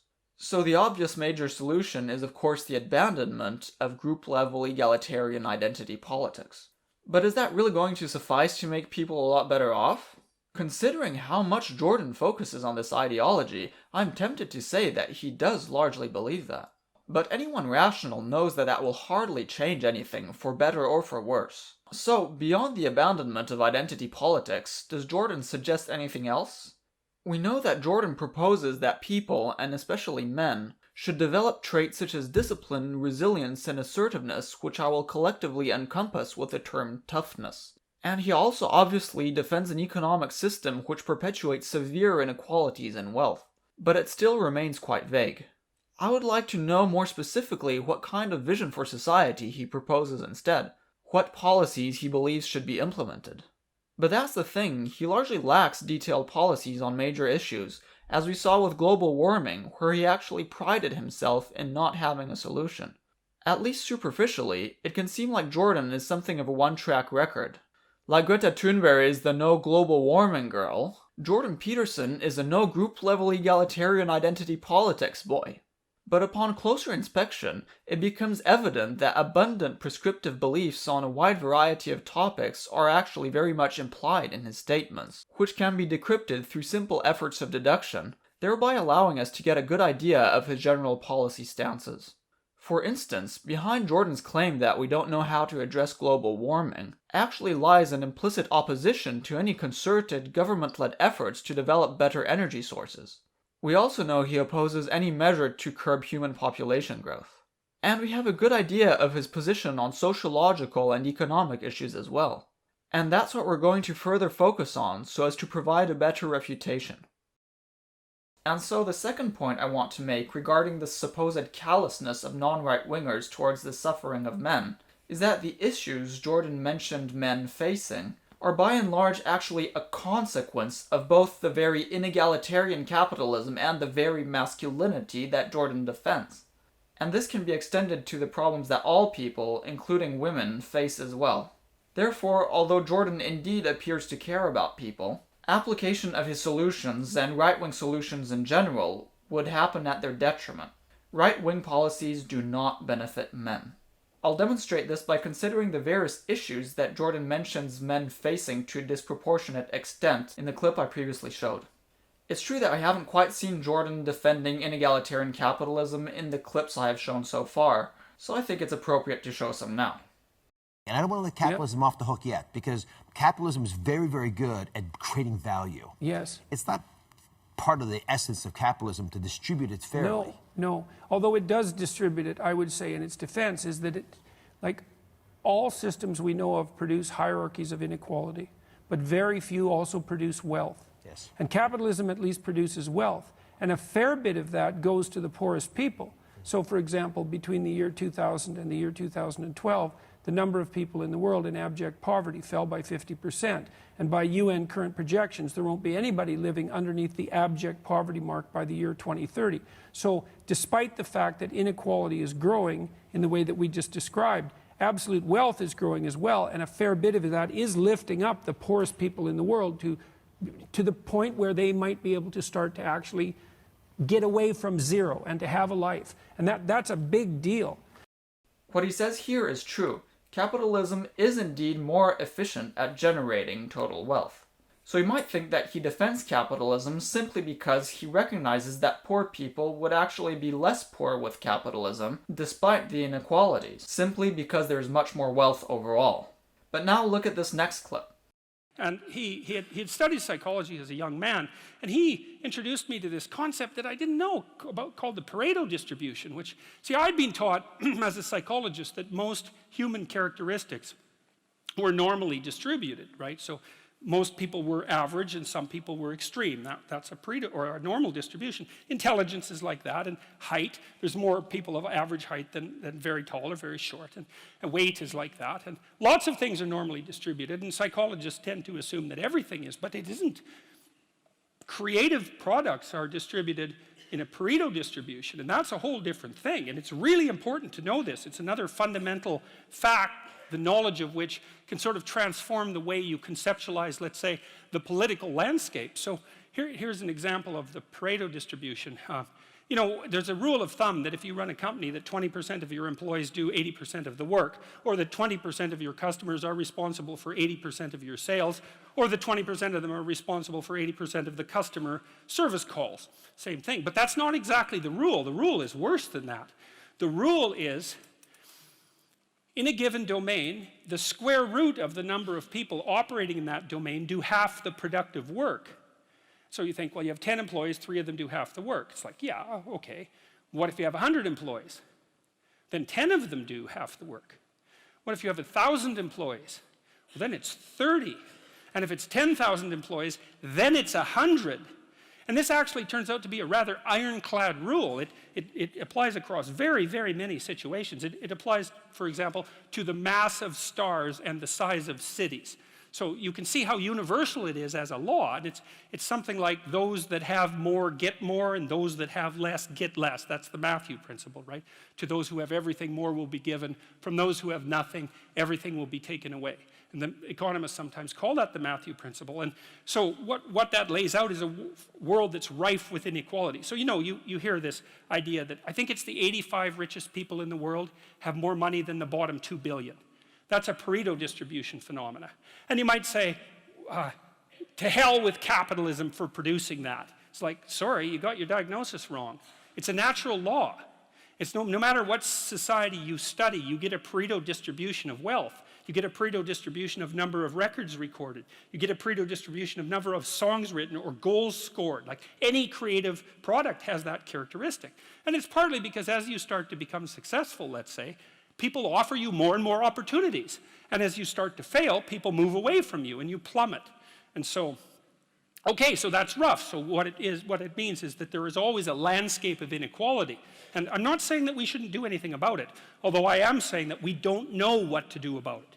That's the thing, you know, because you can modify the Pareto distribution of wealth, let's say, but we don't know how to do it without maybe disrupting the system so completely that it collapses, which is what happened in the Soviet Union, for example, and in Maoist China. They were trying, at least in principle, to adjust inequality, but the cure was far worse than the disease. And the truth of the matter is we actually don't know technically how much inequality there has to be to generate wealth. We can guess, and you could say, well, there should be less, and you might say, well, there should be more. If you're left-wing, you'd say less, and if you're right-wing, you'd say, well, we'll just let the inequality flourish. But we do know that it's inevitable, and we also know that we don't know how to regulate it. Jordan mistakenly applies the Pareto principle to people's productivity. The Pareto principle would be true if people's performance was actually normally distributed, or distributed according to some other function that extended towards infinity. But this is a big mistake people make routinely. In reality, no trait is ever normally distributed. Normal distributions are only ever true for modeling probabilities.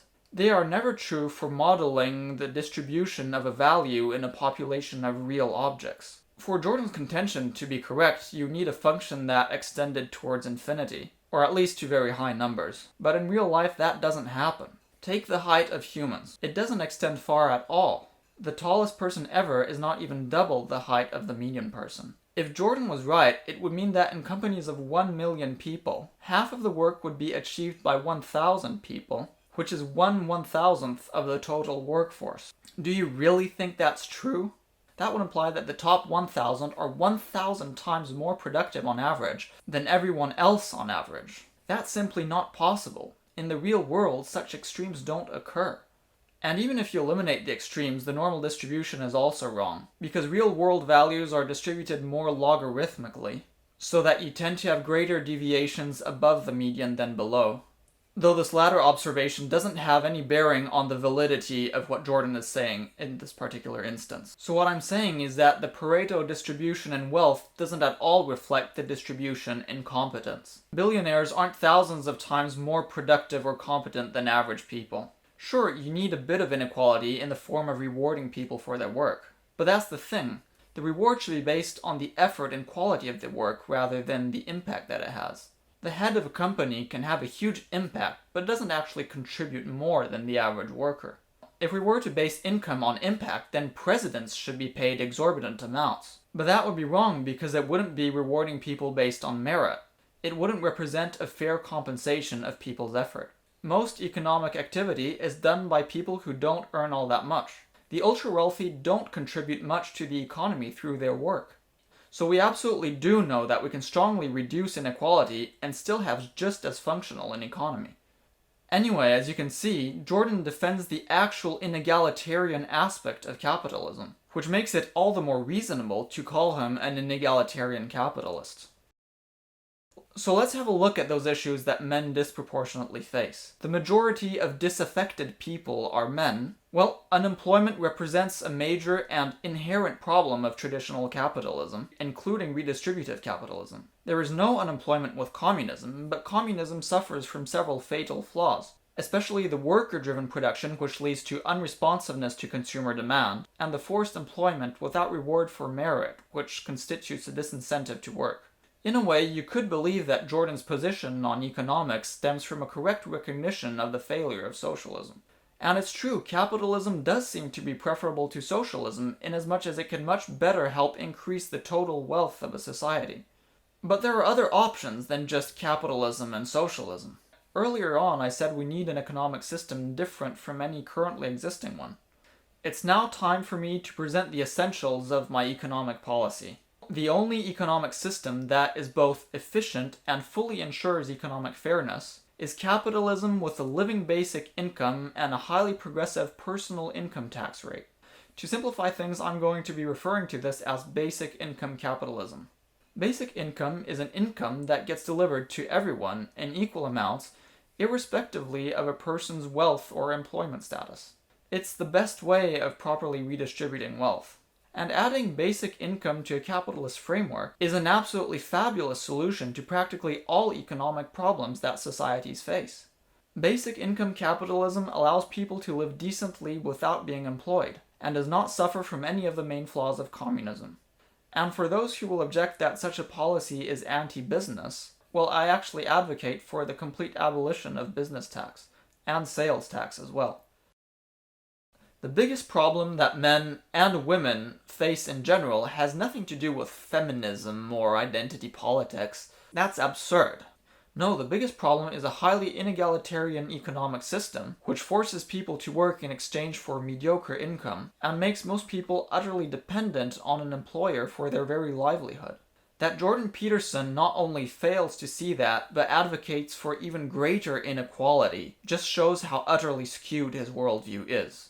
Now, we could have supposed that Jordan Peterson wasn't aware of basic income, and thus considered that one could only either have typical capitalism or typical socialism. But here's a video of him discussing basic income. What's your take on universal income? Well, I don't think it addresses the fundamental problem. And I think it's a mirror of the rights responsibility problem. You know, you might say, well, everyone has a right to the basics of life. And first of all, that's a debatable proposition, because the question is who's going to provide those necessities? And the answer shouldn't be someone else under compulsion. So, because each right comes at the expense of someone else's responsibility. And so you don't want to multiply rights beyond minimum necessity, because you also multiply diverse responsibilities beyond tolerance. But more importantly than that, I would say, is that let's make it more concrete. So let's imagine that as the technological revolution progresses, more and more people will be in danger of being replaced by intelligent machines. Now, we don't know if that's true because it hasn't happened yet. right? And everyone has been predicting that that was going to happen since like 1960, and it hasn't happened. And so there may be an infinite amount of work, and we're never going to run out of work. I suspect that's probably the case. But let's assume that people do get dispossessed as technologies transform, and then we have the problem of the development of people who have no viable means of making a living. And the question might be, well, what's the fundamental problem there? And one answer is, well, they don't have any money. But I actually don't think that that is the fundamental problem. I've had many people in my clinical practice who were unemployed and had money. Now, they didn't have a lot of money, but they had enough money. And enough money to keep privation at bay, let's say, and enough money to, well, that was the rub. Enough money to get themselves into plenty of trouble. So he is aware of the concept, and of course, he rejects it. He certainly doesn't understand how beneficial and life-changing a policy it could be. But of course he doesn't, or doesn't want to. He's an inegalitarian capitalist, just like Republicans and even Democrats to a certain extent. His opposition to basic income is for me the final blow to any benefit of the doubt I might have given him. Faced between the choice of communism and capitalism, I would likely choose the latter because of its greater productivity, which leads to greater overall wealth. But basic income allows you to keep that productivity while ditching the inequality. By rejecting basic income, Jordan shows us that he supports capitalism not only for increased economic productivity, but for inequality as well, as we already saw in his clip on Pareto distributions. His talks on the Pareto principle are literally him advocating for extreme inequality. Can you believe someone actually saying that inequality is good? And coming up with fancy explanations as to why that is the case? And of course, it's not just the fair inequality that results from people working harder earning more. I support that kind of inequality. You need to reward people for working, otherwise people won't be motivated to work. But no, Jordan supports the highly unfair Pareto-like inequality, whereby a few people earn enormously more than most without having to work harder for it. The kind of inequality where a few people earn a lot for doing not much, while other people are underpaid for working hard. Sure, inegalitarians always come up with excuses for why rich people deserve to be rich. They claim that they actually deserve huge amounts of money because they are hugely more competent. But we all know it's utter hogwash. Billionaires aren't thousands of times more competent than the average person. And also, if the kind of hierarchy that Jordan offends is really a measure of competence, why does Jordan keep referring to lobsters, where hierarchies have absolutely nothing to do with competence? Here is a clip of Jordan exhorting people to be responsible through their occupation before fighting to make systemic changes to address inequality. Hi, my question is also for Peterson, and while I very much stand with the women's advocates in the room, my question is sort of on a different topic. You have a whole lot of fans or former fans, kind of so-called now ex-lobsters, people like Brendan Schiff. And a lot of these people talk about you have very simple answers to complex questions.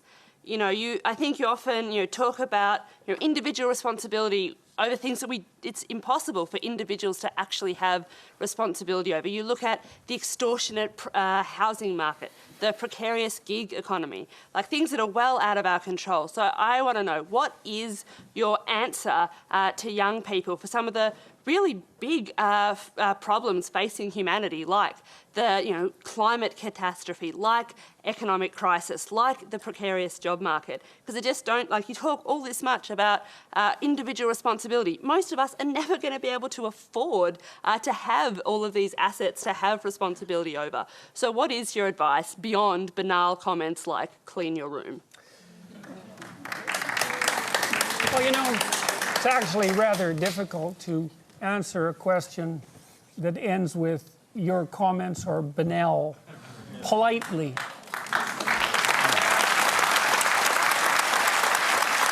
So, I would consider that more of an opinionated personal and political statement than actually a question. So why don't you try reformulating that so that there's an actual question there? What is your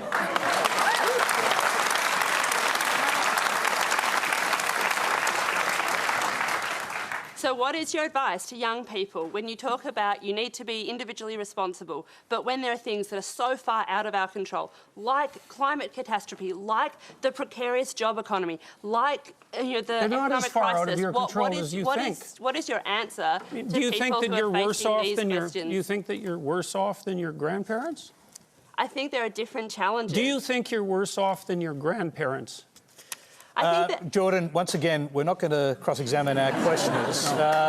So try answering the question about collective responsibility on climate change, for example. Pick one part of that, because the argument, I think, is that individual responsibility does not change the climate, does not fix the problem that needs global collective responsibility. So I think that's the core of the question. Do you have a theory about that?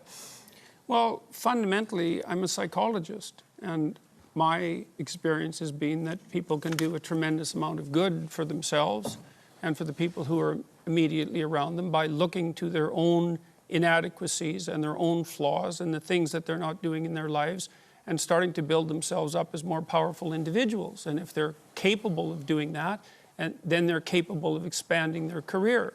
And if they're capable of expanding their career and their competence, then they're capable of taking their place in the community as effective leaders. And then they're capable of making wise decisions instead of unwise decisions when it comes to making collective political decisions.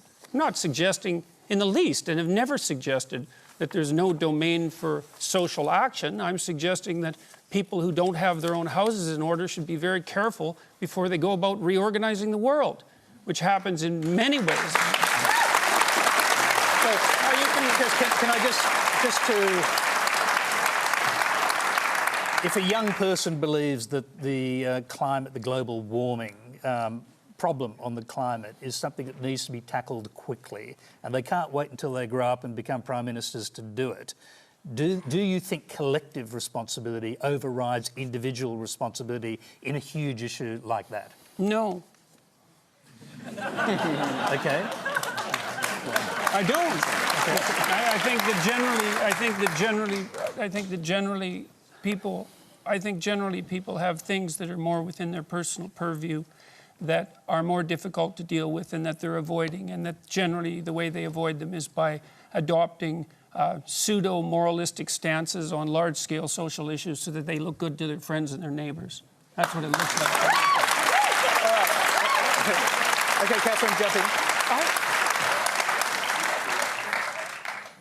It's ironic that Jordan employs his notion of the primacy of personal responsibility as a reason to oppose collective action, and yet now spends much of his time precisely urging people to collective action in the form of standing up to his chimeric fantasy of modern-day red peril. If he doesn't believe in pushing for collective action, why is he doing it himself? I suppose he would say that he can because he already has his life in order. Yet he himself has been a bit of a mess recently. And yet he has still kept on trying to change the world. So why on earth isn't he following his own advice and focusing on himself instead? Well, it's because he doesn't oppose all collective action, just the kind of collective action that goes against his principles. It's exactly like a politically active Republican telling a Democrat to stop engaging in politics and focus on being personally responsible instead. It's an attempt to defeat one's opponent through cajoling it into abandoning its belief in the merit of the fight. And now let's put what we saw on basic income in juxtaposition with extracts from the global warming clip, shall we? Except the data that I've read indicate that if you can get the GDP of people up to about $5,000 a year, then they start caring about the environment, and the environment cleans up. So you could make a perfectly strong case, I think, and a reasonable one, perhaps even a humane one, that the actual idea would be to get everybody in the world who's poor, desperately so, out of poverty as fast as possible, which would increase consumption in the short term, because then they'd start to care about the environment and things would clean up. The most fundamental, he wrote a book called How to Spend $75 Billion to Make the World a Better Place, and that's not very much money on a global scale. Almost everything that he recommended had to do with increased child nutrition in developing countries. What's your take on universal income? Well, I don't think it addresses the fundamental problem. It isn't money that you need. Just in case that wasn't clear enough for you and you need me to spell it out, Jordan in the global warming clip says that the biggest priority is to address poverty. Yet when asked about basic income, he declares his opposition to it. This despite the fact that basic income is the very best way to lift absolutely everyone out of severe poverty. Jordan would say that only money earned through employment is helpful, because otherwise people will fall into bad habits. Well, that's nonsense. Are retirees all drug addicts? Are the idle rich? Of course not. The reason unemployed people fall into these bad behaviors is mostly a consequence of other factors. In large part, the stigma associated with unemployment for people of typical working age. So, in summary, Jordan contradicts himself. He used helping the poor as an excuse to not endorse the fight against global warming, and then he uses concern about addiction as an excuse to not endorse helping the poor. That's what people need. They need a differentiated and delineated purpose. It's way more important than the money. It isn't money that you need. I know you need money, for God's sake. I'm not ignorant. Everybody needs money. That's not the point here. It's the provision of money without purpose is not helpful. And what people need is a purpose. And they need that to develop that for themselves, obviously, because it's something you have to participate in, but it's something that society has to foster. And the reason they need that purpose is because that's what gives their life meaning. Think about this. Do you really think that you would be satisfied if you had money without responsibility? Jordan, and in general all inegalitarians' argument, is that inequality makes you want to work harder, and work gives meaning to your life. But that is wrong too. Glorification of work is a big mistake of both the right and the left. They both want people's livelihoods to depend on their jobs. And this is what I call jobism, which is a doctrine that is particularly coercive and restrictive of freedom. Do you think the idle rich are really so unhappy because they aren't obliged to work? I don't think so. Are the idle rich all crippled with addictions because they have money but no occupation? Again, I don't think so. Glorification of work is a scam that benefits the elite, and right-wingers actually know that. Think about how many people aim to achieve passive income. It's because they don't actually want to work. Are the idle rich going to put into practice Jordan's exhortations to people to sort themselves out and find meaning through their occupation? Once again, I don't think so. Sure, they might have occupations, but they're hobbies, not jobs. They don't entail the kind of responsibility that Jordan harps on about. The idle rich know that work is a scam, and they are the scammers. You think Jordan, or Donald Trump for that matter, is a brave lone contrarian voice defending the interests of the average person against the privileged elite?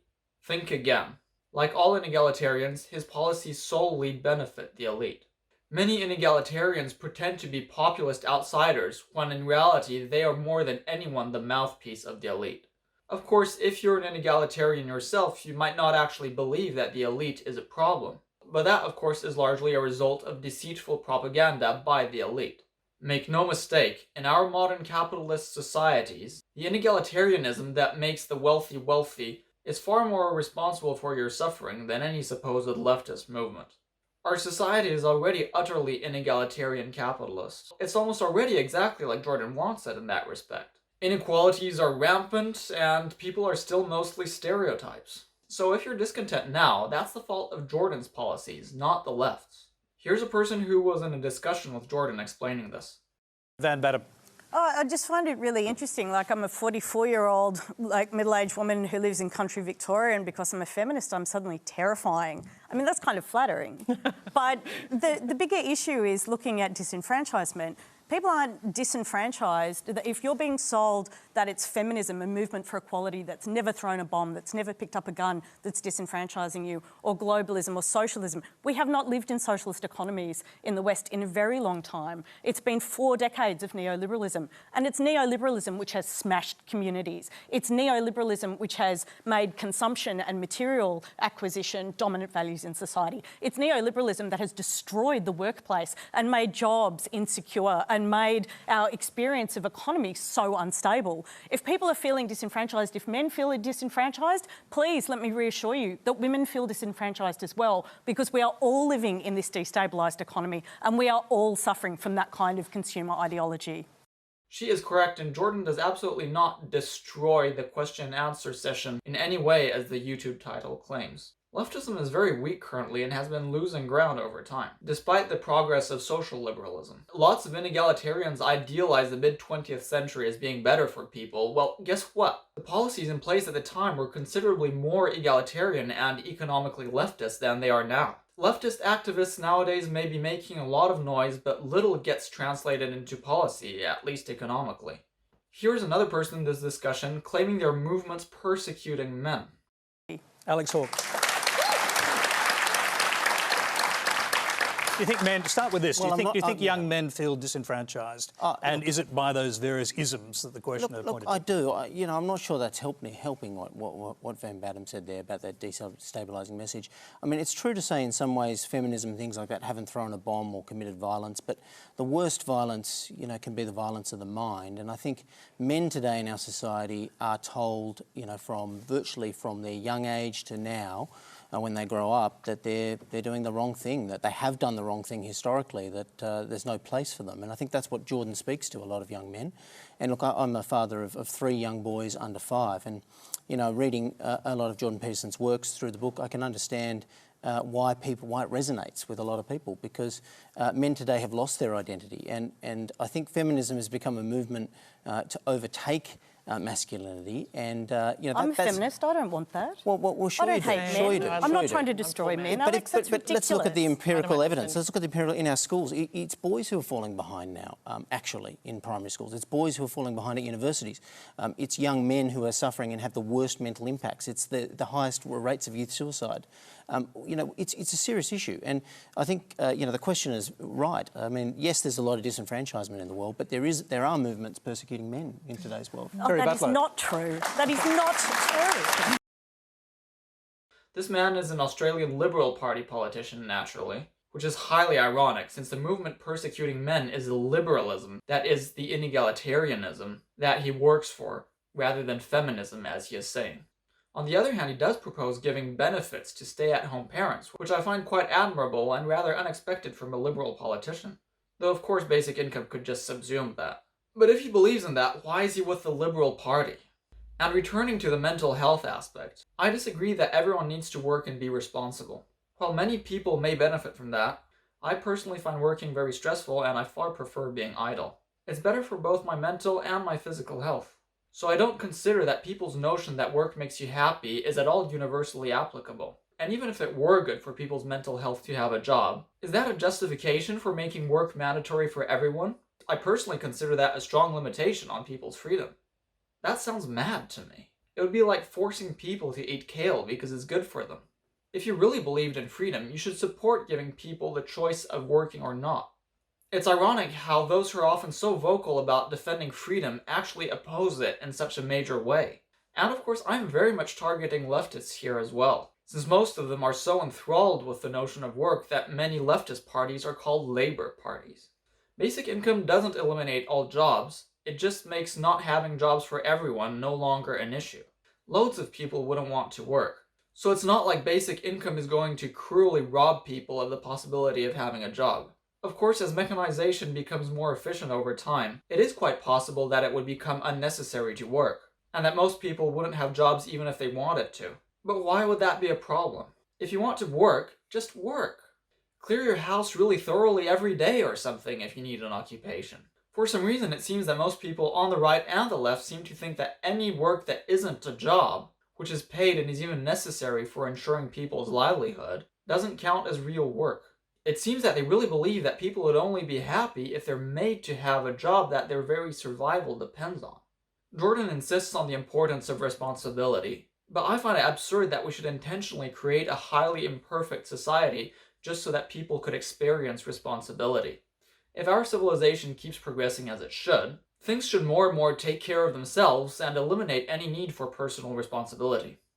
Such an environment would be much more pleasant, and it would be absurd to reject it simply because of some notion that our human psyche needs a difficult environment to be able to enjoy the feeling of responsibility. At that point, it wouldn't even be real responsibility anymore. If you've designed a society to have a challenging environment just so that you can enjoy the feeling of responsibility, any supposed responsibility that you have is fictitious, since we know we could actually just have machines do the work if we wanted to. It would be like some equivalent of Westworld, that fictional theme park where participants get to safely enjoy the fun of the harsh environment of the Wild West. Except that here you would be forced to participate, and there could be real danger for the participants. And instead of the 19th century American wilderness, you get modern office environments. I consider that a quite dystopian vision, and so ironically, I consider it very much people's responsibility to ensure that we don't create such a society, and instead create one where most work is relegated to machines, and most people have little personal responsibility but abundant freedom. Now, the majority of people in prison are men, while much criminality which leads to incarceration can be traced back to lack of economic opportunity.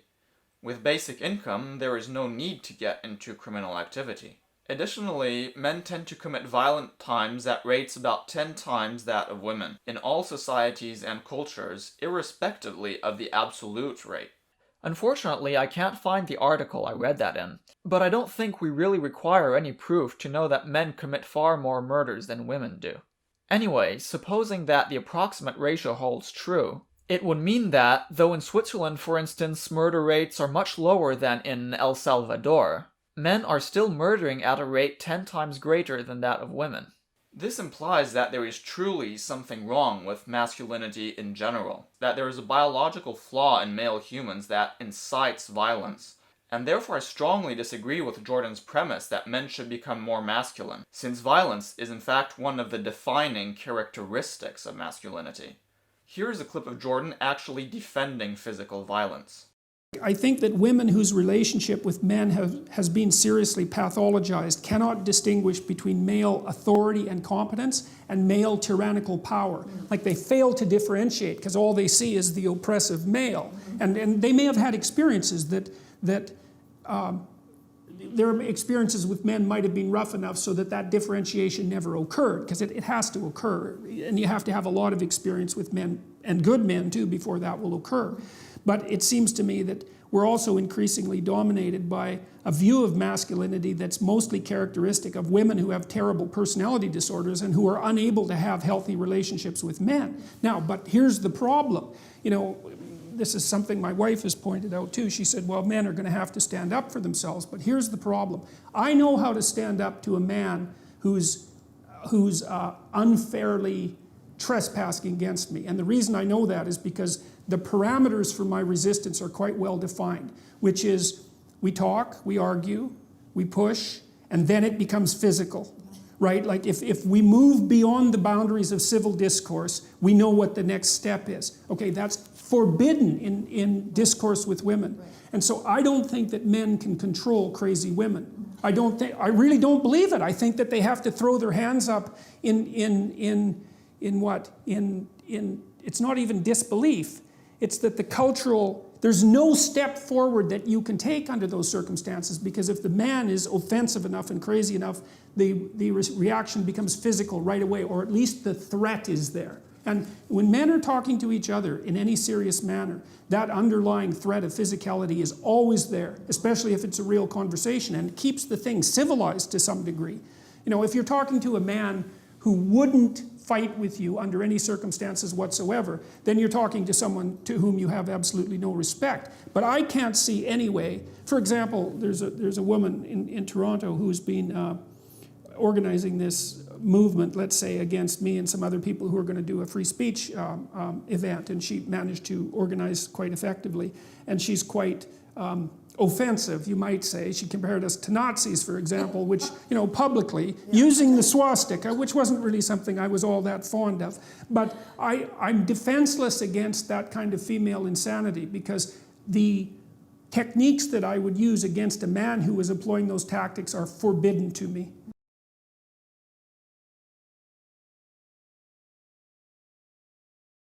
Here, Jordan actually defends physical violence and considers it a normal aspect of male behavior, to the extent that he has no respect for those who aren't violent. I know that Jordan contends that murder is often a consequence of men not being able to properly express their masculinity. Yet murder rates in more macho societies, both past and present, are typically higher. And as I have said, the ratio of males to females committing violent crimes remains quite constant between different societies. So Jordan's explanation is obviously nonsense, at least as an explanation for overall murder rates as opposed to isolated cases. Even if it were true, would that really be a justification for enhanced expression of masculinity? Let me be masculine or I will kill? That seems pretty messed up to me. It also reminds me of the notion these people have that women need men for their protection. But against what are men actually going to protect women? Hurricanes? Sharks? The IRS? The only protection that women need that men might be able to provide, depending on circumstances, is protection against men.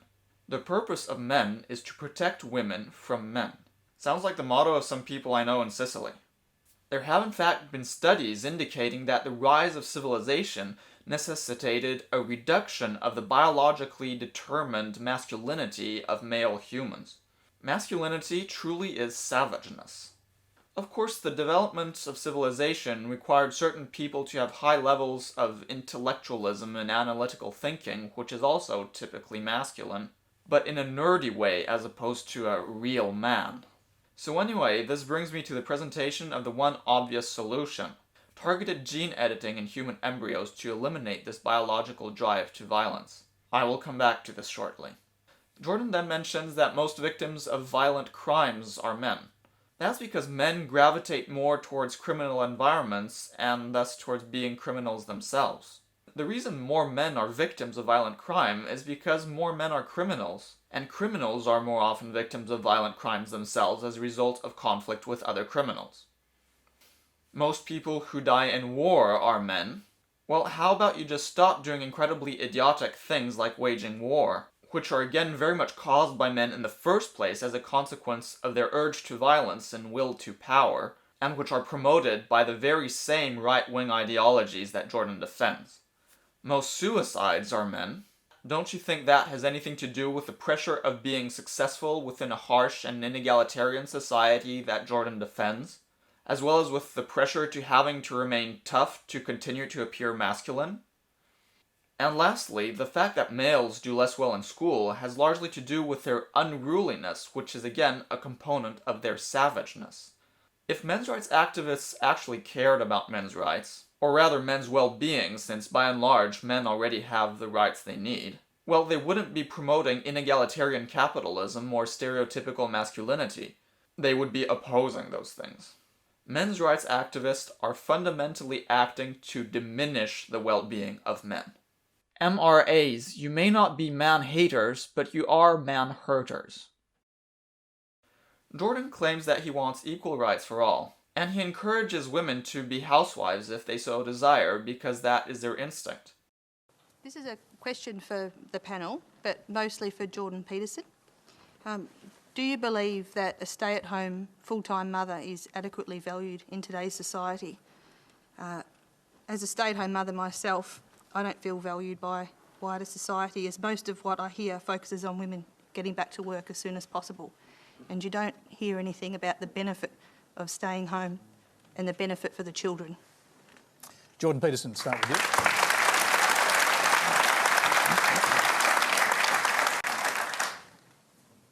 Well, I certainly noticed that when my wife had small kids, and we used to go out together, you know, and of course I had the small kids too.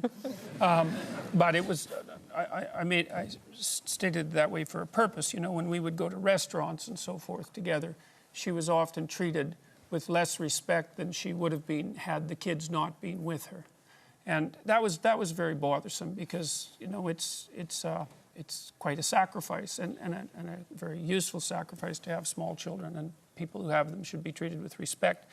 I think that we do an awful lot of lying to women in our society, and I think that's a better answer to your question, because I think the data indicates this too, that what kind of lies do you mean, Jordan? That career is the most important thing in life and is most likely to be the case that way for men and for women.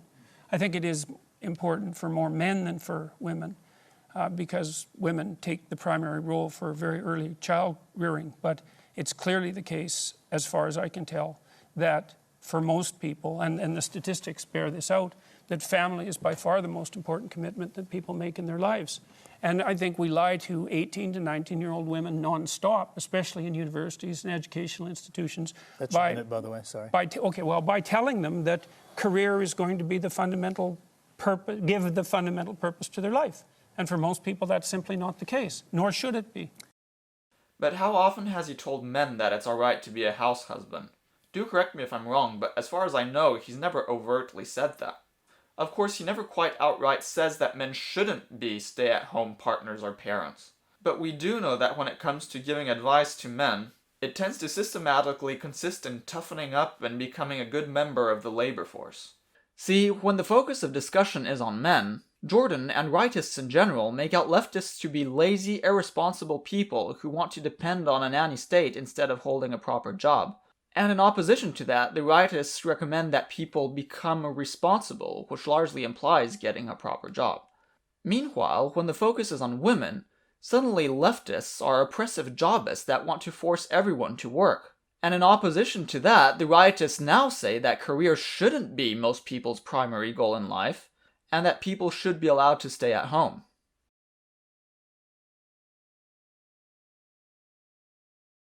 It's utterly contradictory.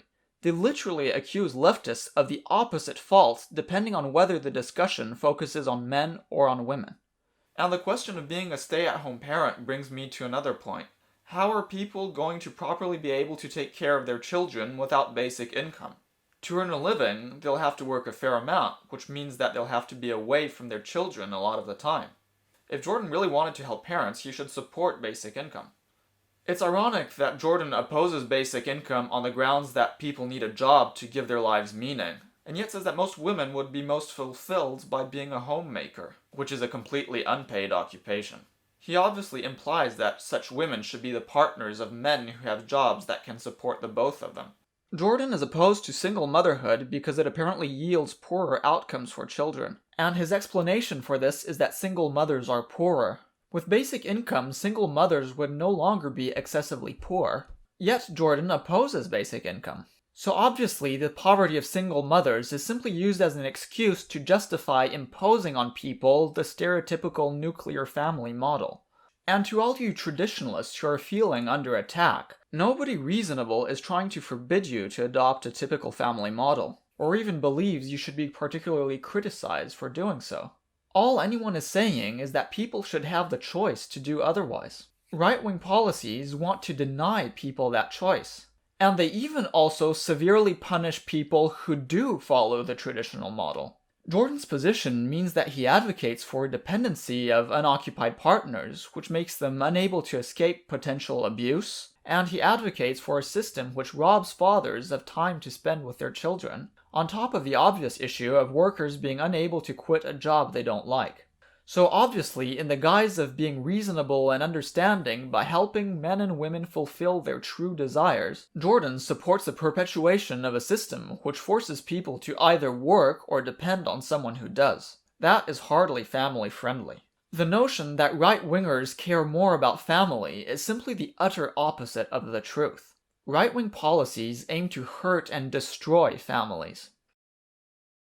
Now, I don't just oppose stereotypical masculinity, but stereotypical femininity as well. Traits like irrationality and fickleness come to mind, as well as their attitudes towards potential partners. So most men do not meet women's standards. Women will not date guys who are their friends. Women won't marry men who earn less than they do.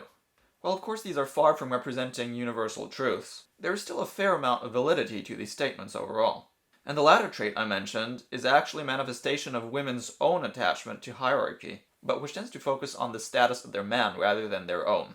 Of course there are positive traits that traditional masculinity and femininity are associated with. I'm not denying that at all. Rather, what I'm saying is that there are also negative traits that are quite essential to these stereotypes, so that if we were to remove those negative traits, masculinity and femininity would be hardly recognizable. What I want is for people to strive to develop all positive traits and discard all negative ones, irrespectively of any traditional associations with gender they might have. I also find it utterly abhorrent to consider that people might be held to different ethical standards according to their gender. Ethics are universal, and whatever you do should always be either good or bad, irrespectively of your gender. Though they don't necessarily quite admit it so bluntly, such double standards are indeed what traditionalists support.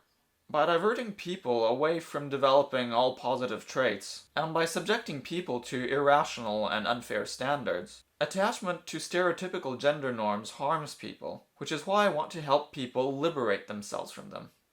Yes, there's a lot of disenfranchisement in the world, but there are movements persecuting men in today's world. Oh, that is not true. That is not true. OK, you've made that point. Terry Butler.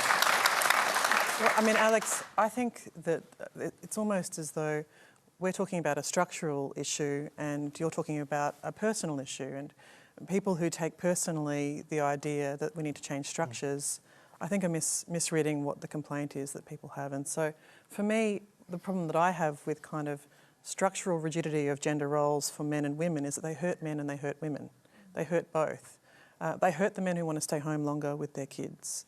They hurt men in real physical ways because we do have a problem in this country where women are more likely to be the victims of violence at home.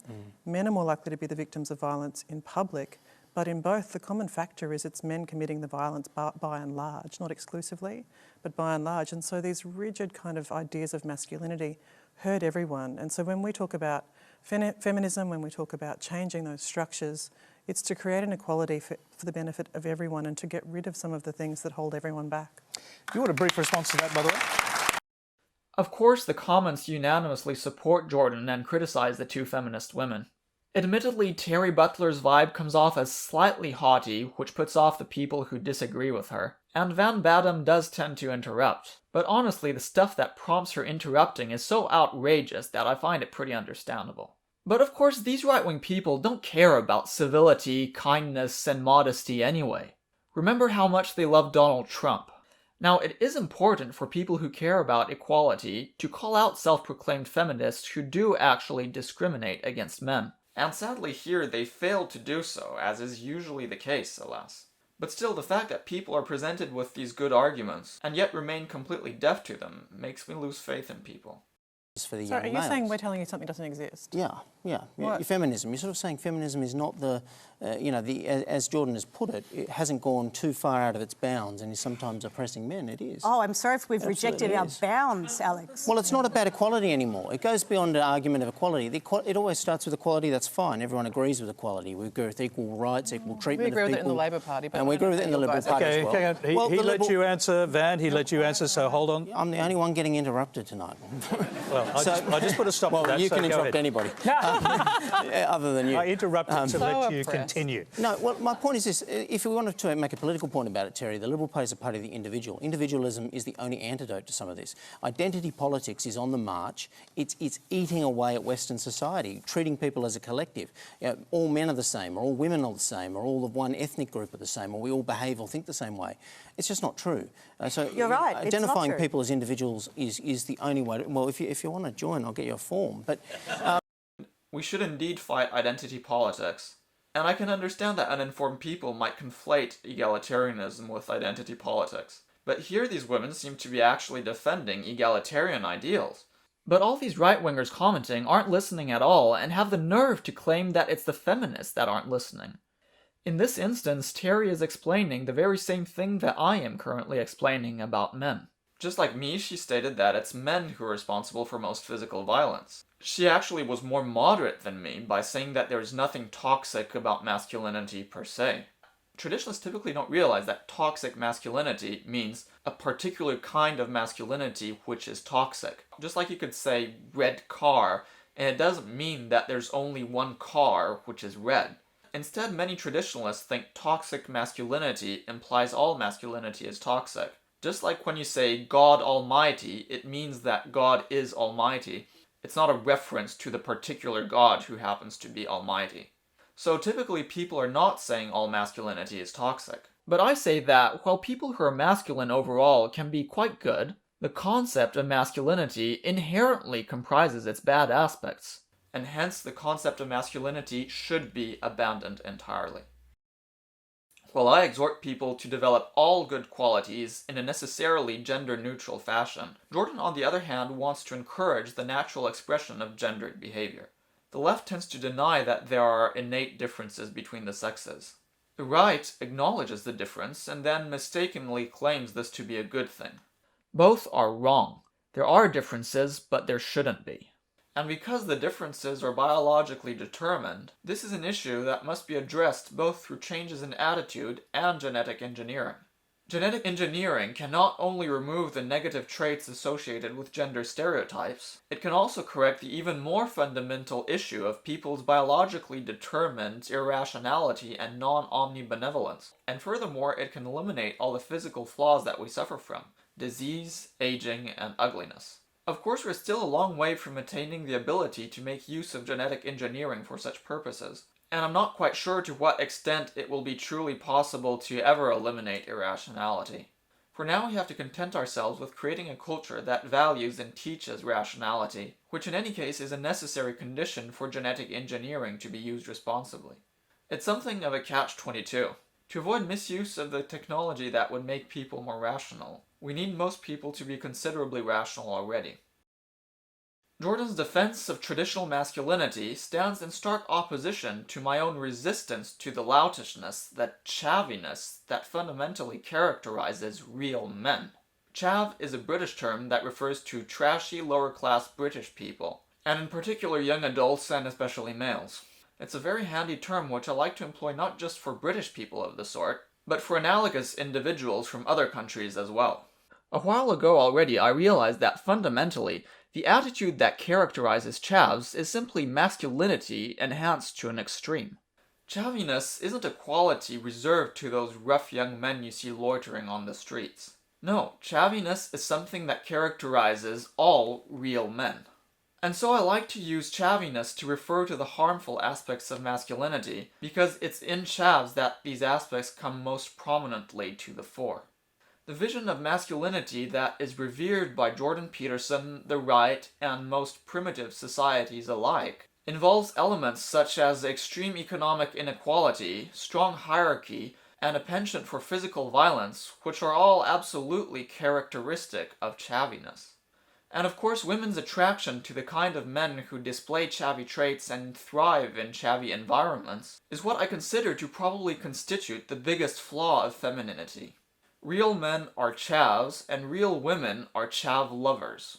If you have a hard time with women, the problem isn't feminism. The problem is that you're not chavvy enough.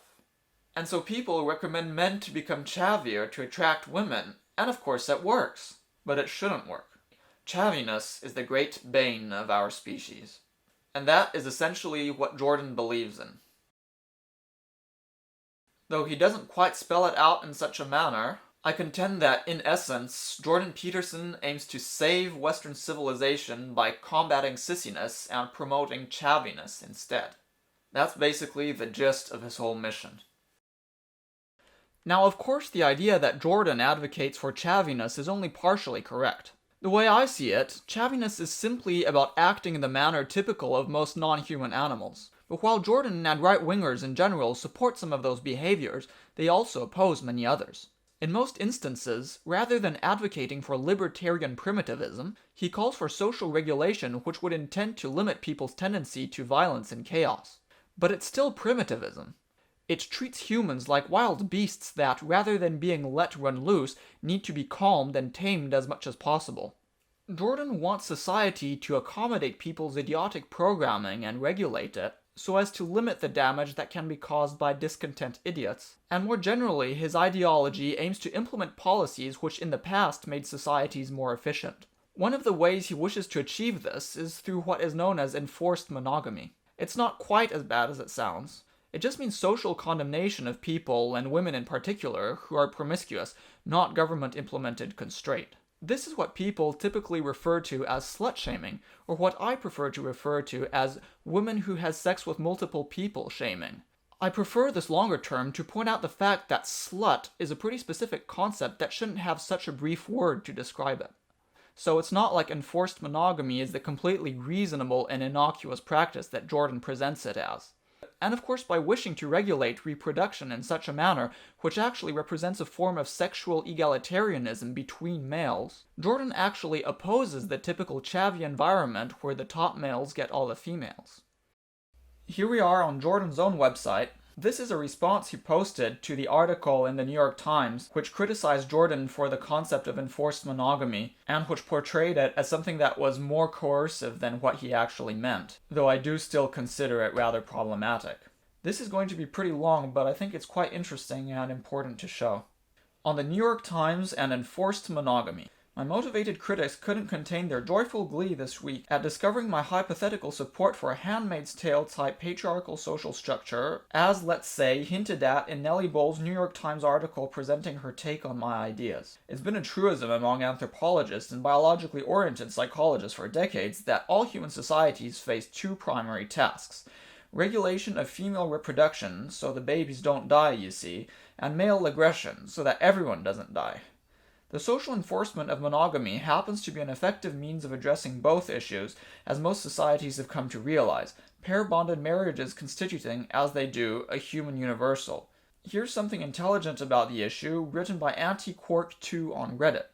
Peterson is using well-established anthropological language here. Enforced monogamy does not mean government-enforced monogamy. Enforced monogamy means socially promoted, culturally inculcated monogamy, as opposed to genetic monogamy, which does exist in some species, but does not exist in humans.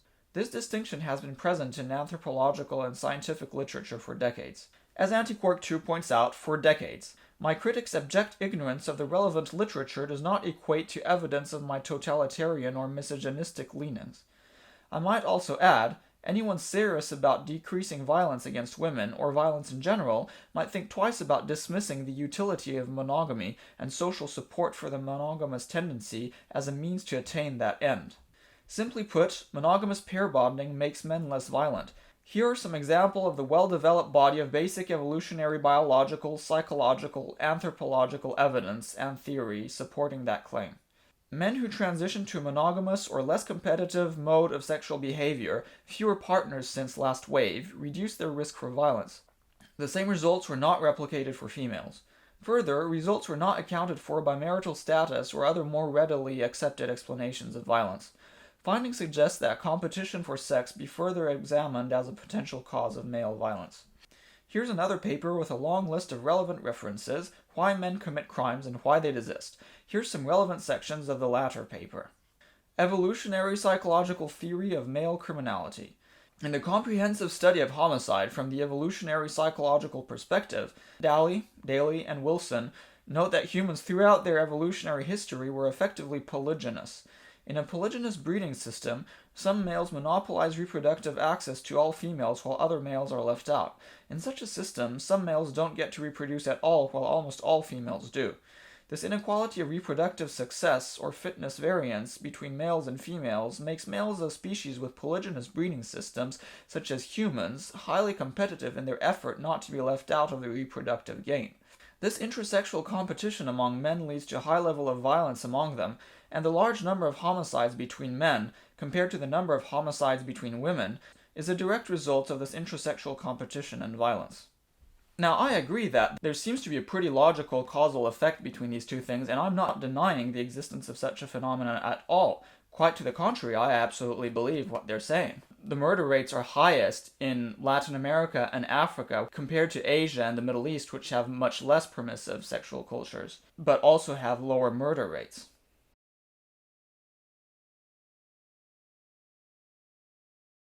So anyway, in particular, Daly and Wilson note that most homicides between men originate from what Wolfgang calls trivial altercations. A typical homicide begins as a fight about trivial matters of honor, status, and reputation between men, such as when one man insults another. Again, this is what I expect happens in more primitive societies. I don't think in the West this is the major cause of murder. But I don't know. Again, a very high proportion of murders are caused by chavs in the West, and chavs do definitely act like this. Fights escalate because neither is willing to back down until they become violent and one of the disputants ends up dead. Because women prefer to mate with men of high status and good reputation, men's status and reputation directly correlate with their reproductive success. Men are therefore highly motivated, albeit unconsciously, to protect their honor, and often go to extreme lengths to do so, compelled by their evolved psychological mechanisms. Daly and Wilson thus explain homicides between men in terms of their largely unconscious desire to protect their status and reputation and their attempt to gain reproductive access to women. Again, this is absolutely true. This is how things work. And it's incredibly dumb. And note that it's also largely women's fault. One can easily extend this analysis to other forms of interpersonal violence among men. Less serious violent crimes, such as assault and battery, can have the same underlying motive to protect one's status and reputation in an effort to gain reproductive access. Rape appears to be an exception to this reasoning because, unlike murders and assaults, the victims of rape are women and therefore there is no intersexual competition for status and reputation. However, the same psychological mechanism that compels men to gain reproductive access to women can motivate men to commit rape. Predatory rapists are overwhelmingly men of lower class and status who have very dim prospects to gain legitimate reproductive access to women. While it is not a manifestation of intersexual competition and violence, rape might also be motivated by men's psychological mechanism that compels them to gain reproductive access to women when they don't have the legitimate means to do so. So, let's summarize. Men get frustrated when they're not competitive in the sexual marketplace. Note, the fact that they do get frustrated does not mean that they should get frustrated. Pointing out the existence of something is not the same as justifying its existence.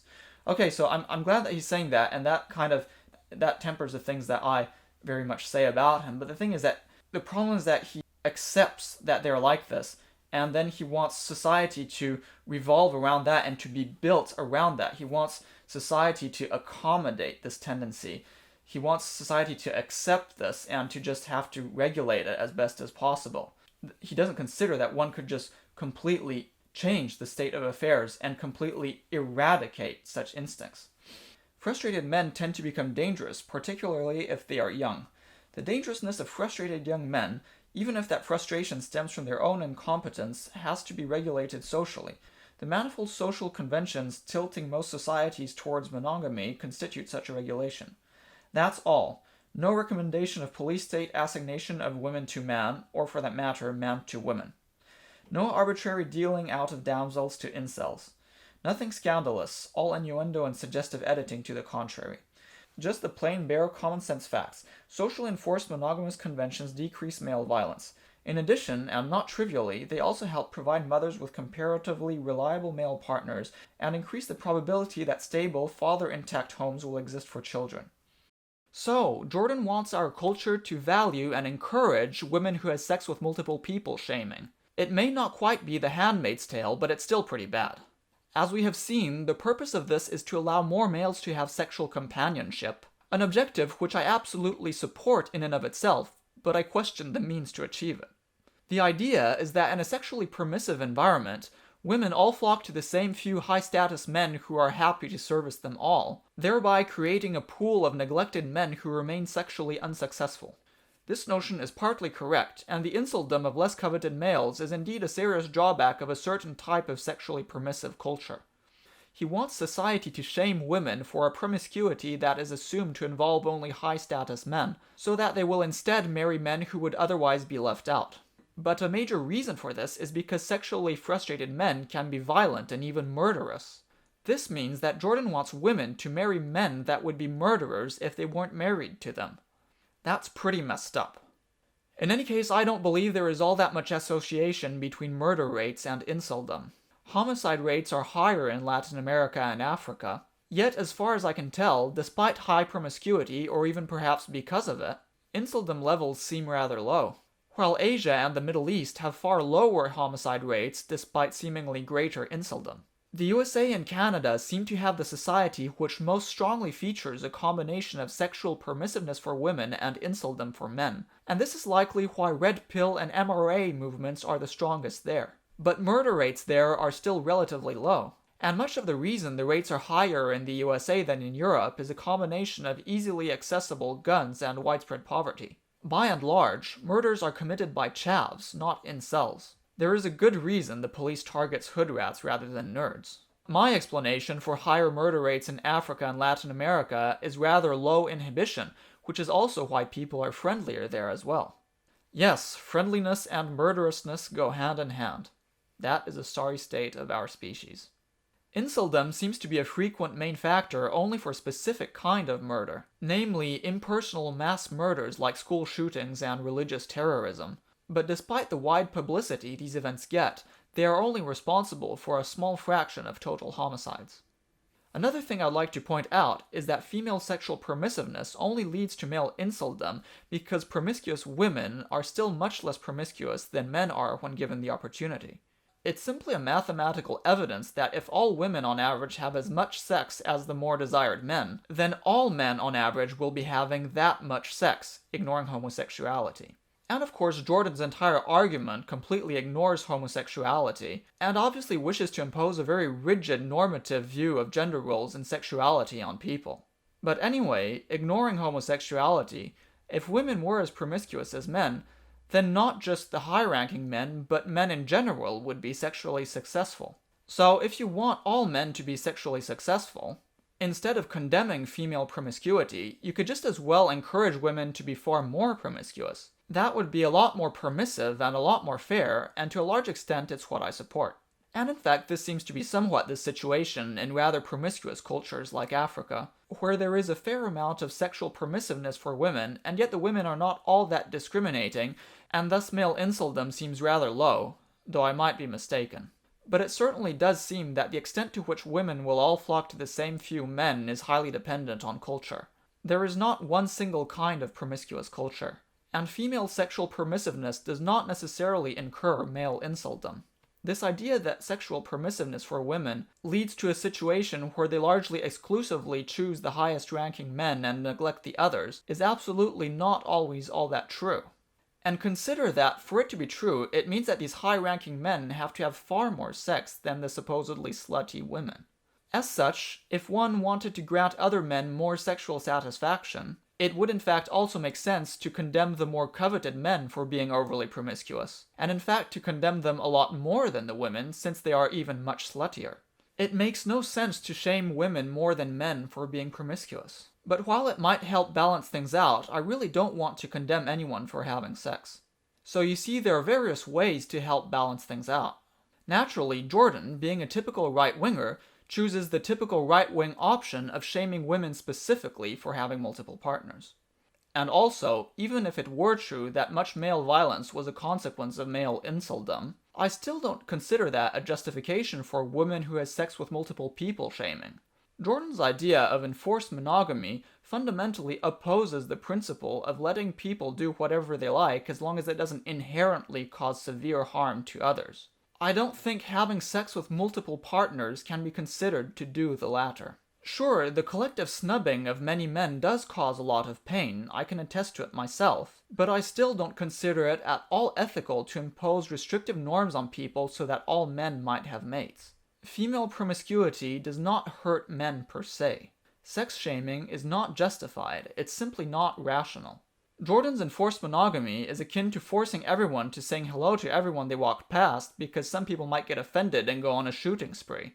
And as already pointed out, female promiscuity does not necessarily lead to male inceldom anyway. And who is to say that if women were to stop having sex with the alpha males, they would actually pair up with the losers? Maybe they'll just prefer to remain alone. Moreover, men also very much have their own preferences and snub all sorts of women all the time. And so many women likewise have a hard time finding a good partner. It's not like they are the only ones rejecting others. But as much as one might object to Jordan's position, it's still true that there are various behaviors which are somewhat biologically determined which do cause a great deal of hurt. There is an innate tendency for women to unfairly favor high-status men, just as there is an innate tendency for men to unfairly favor young pretty women. And that is the real fundamental problem. The problem is that we don't feel relatively comparable levels of attraction to everyone. The problem is that some people are seen as high status and others as low. The problem is that some people are physically appealing and others are unappealing. And obviously the fact that men typically desire sex more than women do, and women often desire romance more than men do, is also a problem, since it necessarily leads to unfulfilled demand for sex and romance. Differences between the sexes lead to dissatisfaction. Thankfully, once again, all these issues can potentially be solved with genetic engineering, by altering people's innate perception of status and attractiveness to broaden people's standards. and by equalizing between the sexes the demand for sex and romance. Since our highly discriminatory perception of attractiveness, as well as the intersexual inequality in desire for sex and relationships, is obviously largely biological, the fundamental problem isn't society. The problem is you, your actual selves, and any societal regulation is just a mask, a band-aid, clumsily obscuring and inadequately correcting the fact that we are beings with severe flaws that make us mutually hurt one another.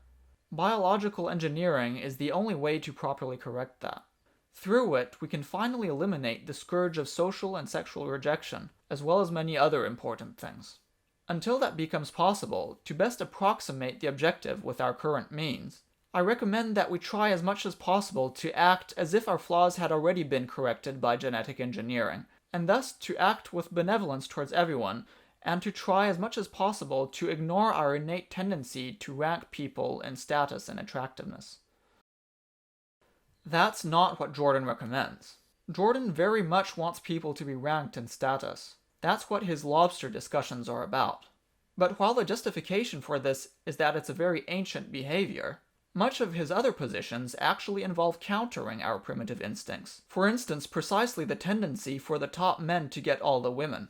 But even when he wants to counter these instincts, the problem is that he assumes people have them in the first place. And they do have them to a certain extent. But humans also have a tremendous capacity to overcome their instincts.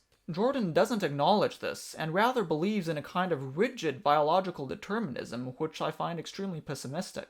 Jordan largely sees people as chavvy animals instead of proper humans. He simply accepts that most men have a tendency to violence, and indeed he himself is one of those savage males who glorify violence, as we saw in the clip with Camille Paglia. Jordan views human society like a herder views livestock. He sees humans as simple beasts of rigid stereotypic behaviors and mindsets which cannot be fundamentally altered, so that what improvements are to be had are simply the results of training and conditioning rather than genuine development, all his self-injunctions to self-improvement notwithstanding. His fondness of lobsters betrays a much deeper and wide-ranging tendency to zoomorphize humans. I myself, despite being a victim of the very predicament that Jordan intends to solve through his social engineering, prefer my lonely insuldom to a system which treats me like a ram in need of being paired with a ewe. Jordan's vision is very regressive. It looks to our past as creatures of instinct and doesn't consider that we can change. How does Jordan view the future? Does he envision that, as an intergalactic species, we will still have to regulate society to ensure that all males have access to females so that they don't act aggressively? Obviously that seems absurd.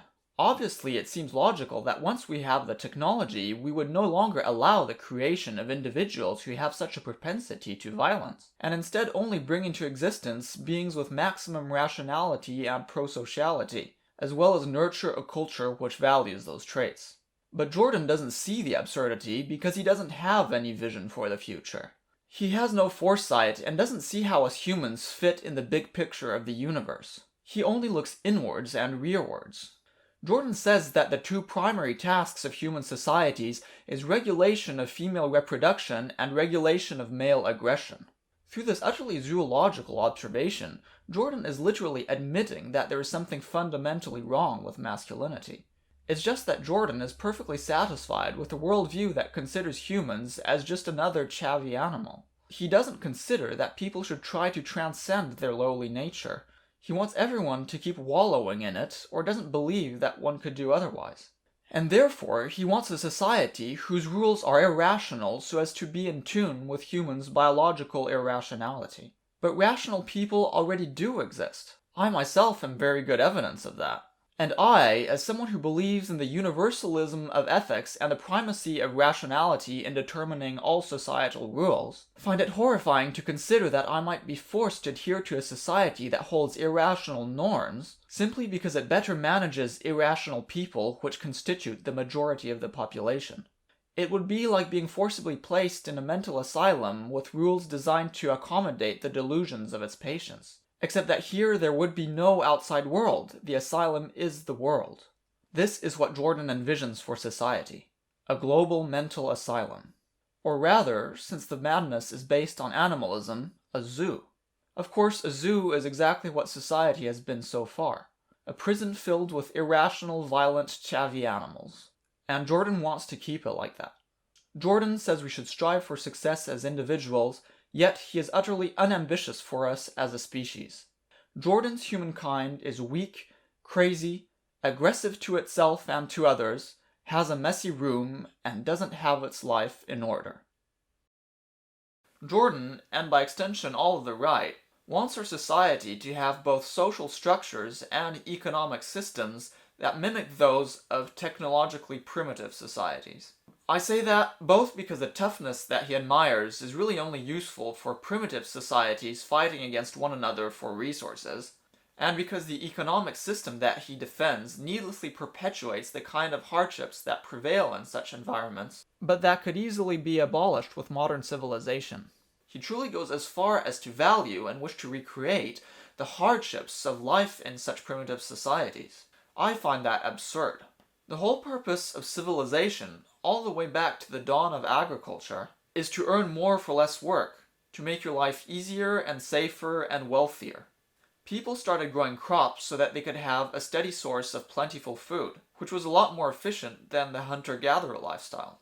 The continual quest for increased efficiency has led to the marvel of modern-day civilization. The worldview of the right wishes to partly give up the wonderful benefits of civilization for no good reason at all. The right extols the virtue of hardship, and so does the left to a somewhat lesser extent. Agreeable people who are compassionate and polite, are paid less, and that is one of the reasons women are paid less.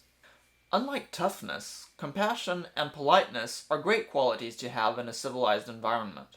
Yes, in the system that has existed up until today, aggressiveness and toughness have been predictors of success. But why would one want it to be that way? Instead of telling people to become less agreeable to become more successful, why doesn't he encourage people to value agreeableness more? It's because he values a culture of needless hardship. If everyone thought like that, we would still be living in caves scrounging for tubers. This glorification of an unpleasant primitive state and unpleasant primitive behaviors is why I like to call conservatives subhumanists. Indeed, their ideology would have people remain trapped in an intermediate stage between animality and humanity, as is largely the case presently. Jordan says we should emulate primitive non-human animals. He loves hierarchy, and of course hierarchy is something that is particularly pronounced in chavvy social environments, including non-human animal environments. Sure, I agree that within a company or a government organization there should be hierarchy because it increases order and thereby efficiency. But I don't feel that there's much opposition to that anyway, so why is that something that Jordan has to defend? It's because he wants hierarchical structures to extend beyond workplace environments into everyday interpersonal interactions, which is perhaps the very most characteristic trait of chavviness. To better explain this, I want to provide a simple conceptualization of human societal development. Stage 0 is the animal stage, where all other species are. At this stage, the vast majority of behaviors are based on instinct, and chavviness is very high. And the reason it's high is simply a result of intraspecific natural selection. Chavviness is essentially about trying to dominate other individuals with the main purpose of gaining access to females. The reason chavviness persists is because females favor the most high-ranking males, and that is mostly the result of a circular causality, since by choosing the highest-ranking male, the female's sons are going to be sharing that male's genes, which will make them more likely to become high-ranking themselves, and in turn disseminate her own genes that she transmitted to them.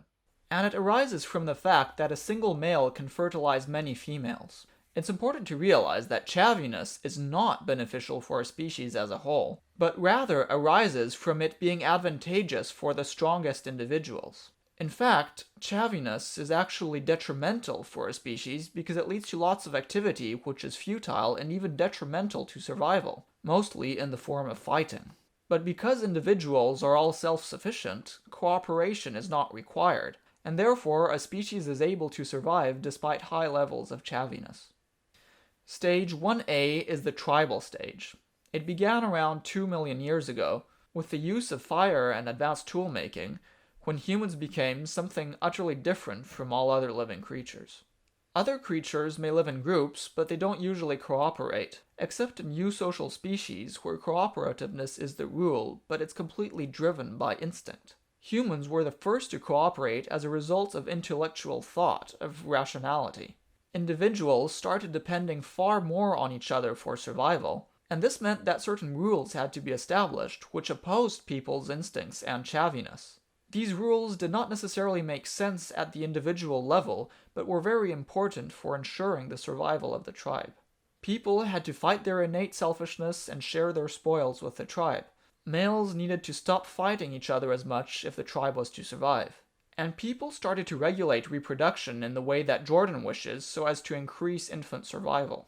All of these developments occurred again through natural selection, by the fact that the tribes who weren't as disciplined were outcompeted by those who were more so. But because society and technology was still quite simple, chavviness could still be quite high. Stage 1b is the kingdom or macro-state stage, which began around 10,000 years ago. At the macro-state stage, society becomes far more complex, which requires even greater cooperativeness and even lower chavviness. But even here, it still remains high, and indeed, instead of being eliminated, hierarchy becomes codified instead, as already was the case to a lesser extent in Stage 1a. At Stage 1 and especially 1b, all sorts of rules abound, which serve to promote the survival of the particular society. These rules are largely irrational from the perspective of the individual, but very rational for ensuring the success of the society against other societies. Again, it's still natural selection that is fashioning behavior. Even if the particular rules are culturally determined, what rules get adopted is a result of those rules being more successful at ensuring societal survival.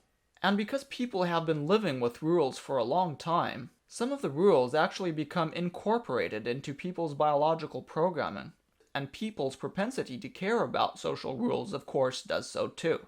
Because such rules were already present in Stage 1a only to a lesser extent, both Stages 1a and 1b can be considered parts of a single intermediate stage, where there is a coexistence of a fair amount of chavviness and abundant rules, many of which combat chavviness, whose purpose is to aid the survival of the society. Chavviness can be considered to be the set of behaviors which in a wild environment helps ensure a male reproductive success against other males. Meanwhile, traditional social rules generate behaviors which help ensure success of the particular society against other societies. Stage 2 is the universal stage, and it's what we're heading into currently, or should be. Stage 2 is the final stage. There is no ulterior stage. And that's because the requisite technology for creating a mature society is not all that advanced, so that no matter how much additional progress occurs, the social structure doesn't fundamentally change. At Stage 2, environmental hardships have been eliminated through technology, and this includes the need for individuals to work. As such, there is no more need for competition, and thus all the advantages that were conferred by chavviness and traditional social rules disappear. As a result, societal rules can be simply based on a rational understanding of what benefits individuals' well-being instead. Society and individuals are no longer focused on survival, but well-being.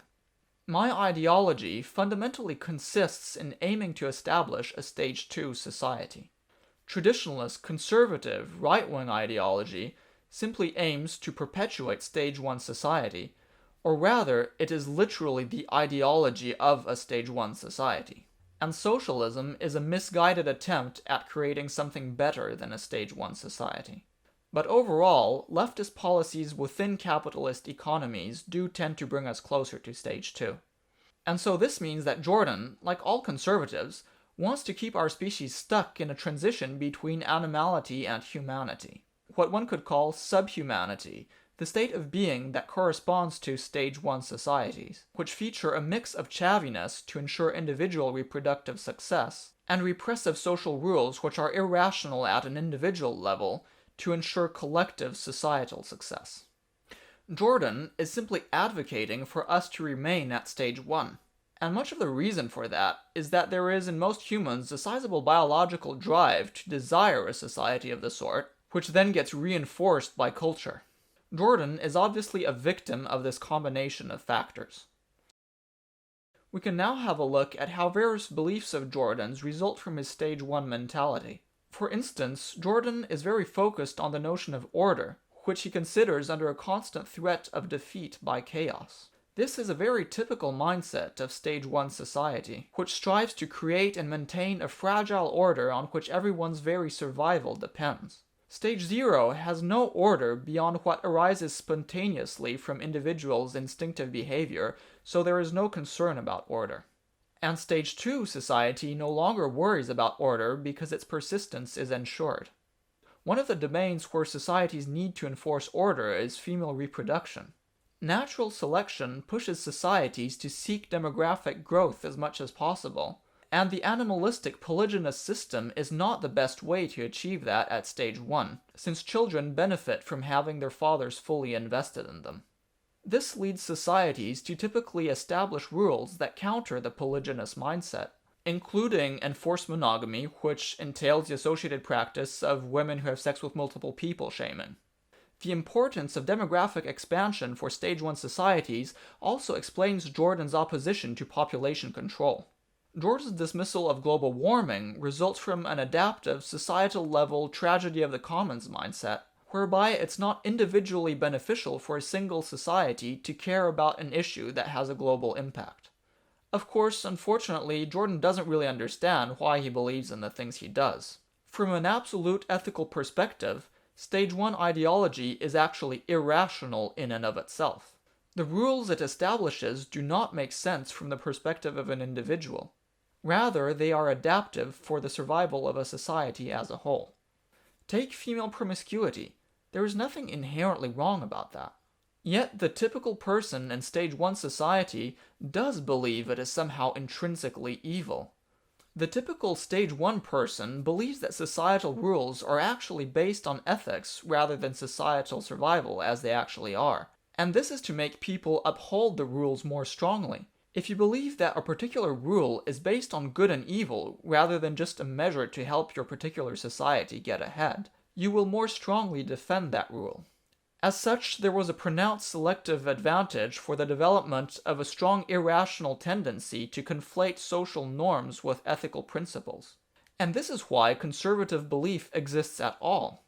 Conservatives are simply individuals who are the result of such selection. People who irrationally conflate ethics with societal rules designed to ensure the success of their society. Now, Jordan, being an intellectual, understands and even often explains the fact that the rules he believes in are designed for this purpose. He certainly understands better than most conservatives why they believe in the things they do. But Jordan still doesn't understand that he himself ends up conflating ethical rules with adaptive ones. He ends up believing that certain behaviors are intrinsically good rather than adaptive for stage 1 societies. For instance, Jordan thinks he opposes basic income because males need purpose in their life which they obtain through their work. But the reason he believes that is because he is a product of stage 1 thinking. In reality, the reason people are so attached to the idea of work is because in stage 1, societies very much need their members to work hard so as to outcompete other societies in economic production. Likewise, in stage 1, child rearing was a difficult and crucial job, which is why Jordan is so focused on that for women. What Jordan doesn't understand, however, is that we're fast reaching a level where none of the stage 1 rules are needed anymore. In reality, stage 1 rules were never all that necessary per se. They were necessary as a result of tribalism, of rivalry between tribes and states competing against one another for dominance and even survival. If humans had been fully cooperative and altruistic between groups, social rules could have been far more permissive. And now more than ever, thanks to high global levels of education, we can make people understand that groups need not compete against one another, that individuals don't benefit from that. Thanks to technology, and especially with basic income, mothers can now raise children on their own, and thus enforced monogamy is no longer necessary. And in any case, it was only necessary, again, only in the context of different societies competing against one another. In the absence of such competition, the absence of enforced monogamy would have led to slightly higher child mortality, but not the downfall of the society. And again, in any case, because of the primacy of omnibenevolence, I want people to stop caring about whether something is adaptive or competitive for their society, because it necessarily implies tribalism and necessarily implies greater concern for the members of one's own group. So the question should not be whether having a certain amount of idle people makes a society less competitive, but only whether it can ensure roughly similar levels of material well-being through economic production as would be the case if everyone worked. And I'm convinced that is largely the case and is becoming more and more so. And of course, if that is the case, then it means it's probably competitive too. But that's not something we should concern ourselves with. Chinese people deserve to live decently as much as USAians. Believing otherwise is utterly evil. From the perspective of a single country, curbing global warming individually is not in its interests, but it's obvious that it's something that should be done.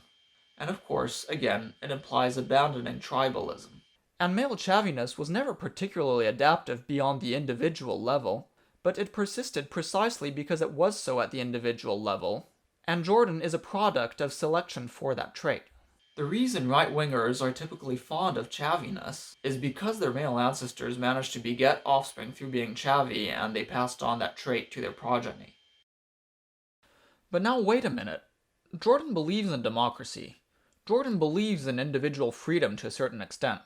Those are not stage 1 ideals. Those are stage 2 ideals. This means that Jordan doesn't exclusively support stage 1 mentality, but also elements of stage 2. Why is that the case? Remember how I said there was selective pressure for people to believe in whatever norms were established by the society they belong to? Well, as it turns out, various stage 2 ideals have actually been incorporated in the typical Western conservative ideology. The United States in particular was founded with the so-called Enlightenment societal ideals in mind, which largely provide a foundation for the establishment of a stage 2 society. Canada, meanwhile, more passively but just as deeply absorbed these ideals.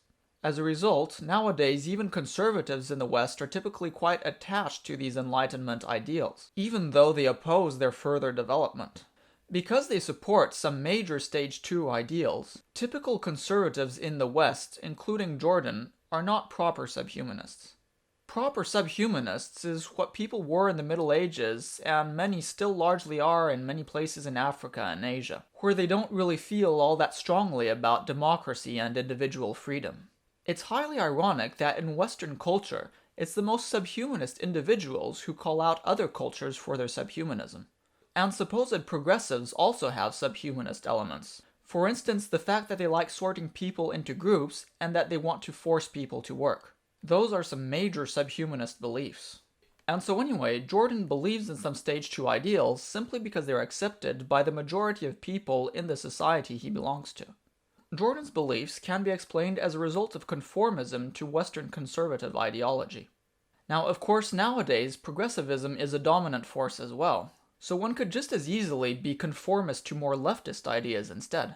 In traditional societies, political polarization is minimal and pretty much everyone is a conservative, a subhumanist. But nowadays, as a result of democracy, political polarization is high, which means that no one can really be a conformist since there's no single ideology to conform to. However, people with an inclination to conformism are typically going to be drawn to conservative ideology, since its ideals and policies correspond much more to what was typical of a stage 1 society, which is the kind of society that a conformist mind is designed to conform to. And political polarization also provides an opportunity for people to direct their tribalistic antagonism towards people of opposing political beliefs instead of other tribes, as was historically the case. So that is why conservatives are conservatives. That's why people like Jordan believe in the things they do. People who agree with Jordan have the impression that he speaks the truth, that he tells it like it is.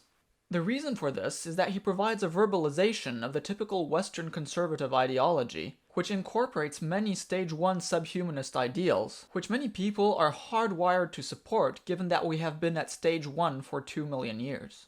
Jordan's beliefs aren't correct. Rather, people have been selected to irrationally perceive them as such.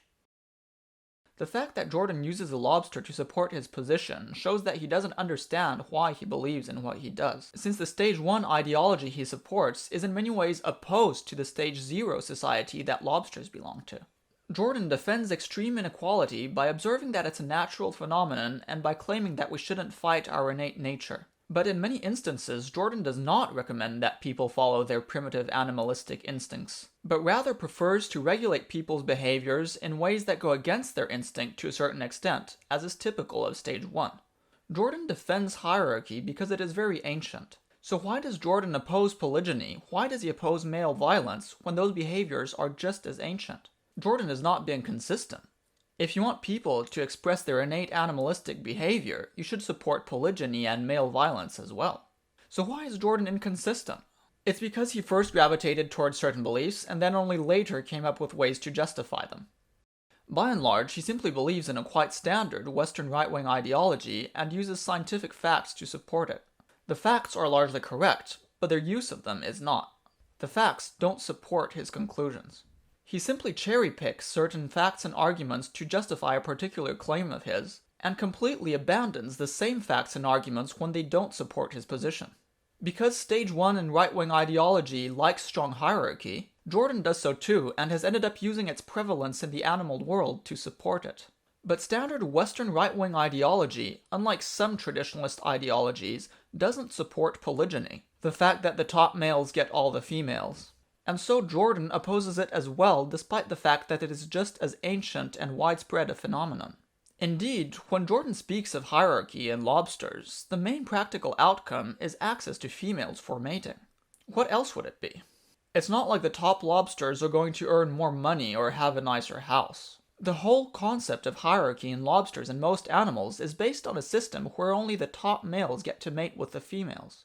Yet through his support of slut-shaming and monogamy, Jordan opposes the very raison d'etre of the hierarchical systems that prevail in other species. It makes zero sense. To be consistent in his appeal to naturalism, which he uses in support of hierarchy, Jordan should even support murder as well, since it's also natural. And normally this should make him realize that just because something is part of our natural, biologically determined behavior doesn't mean it's good. But of course the reason Jordan doesn't support all animalistic behaviors is because the ideology he believes in is not animalism, but rather subhumanism. It's not stage 0, but rather stage 1.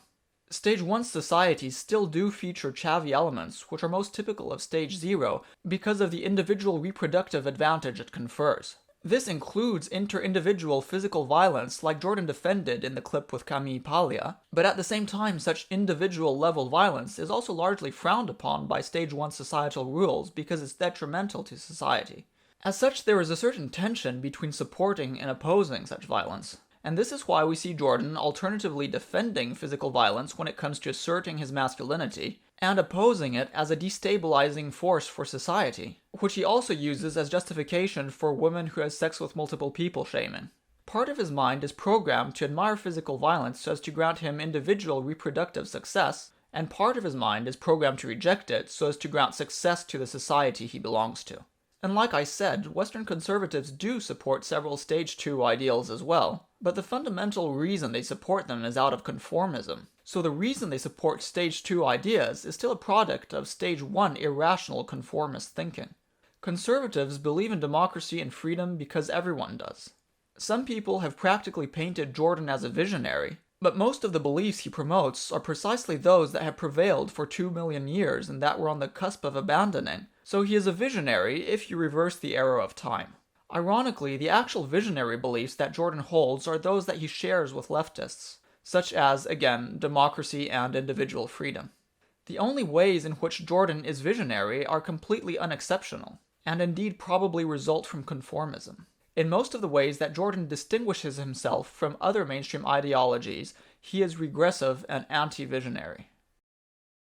Jordan and conservatives want to maintain society and humans themselves in an awkward transitional state between animality and humanity.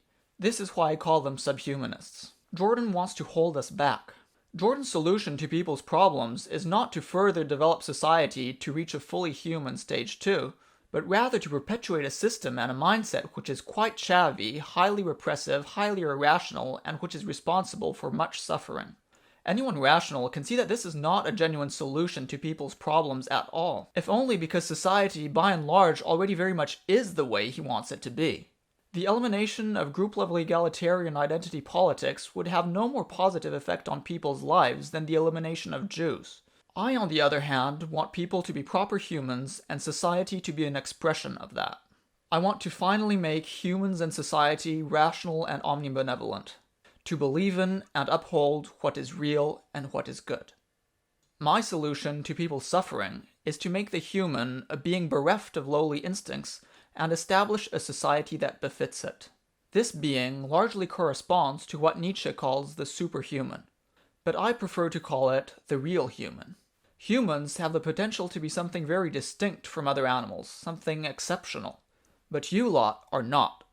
You are bizarre transitional forms driven partly by animalistic instinct and partly by instinctive social conformism, both highly irrational.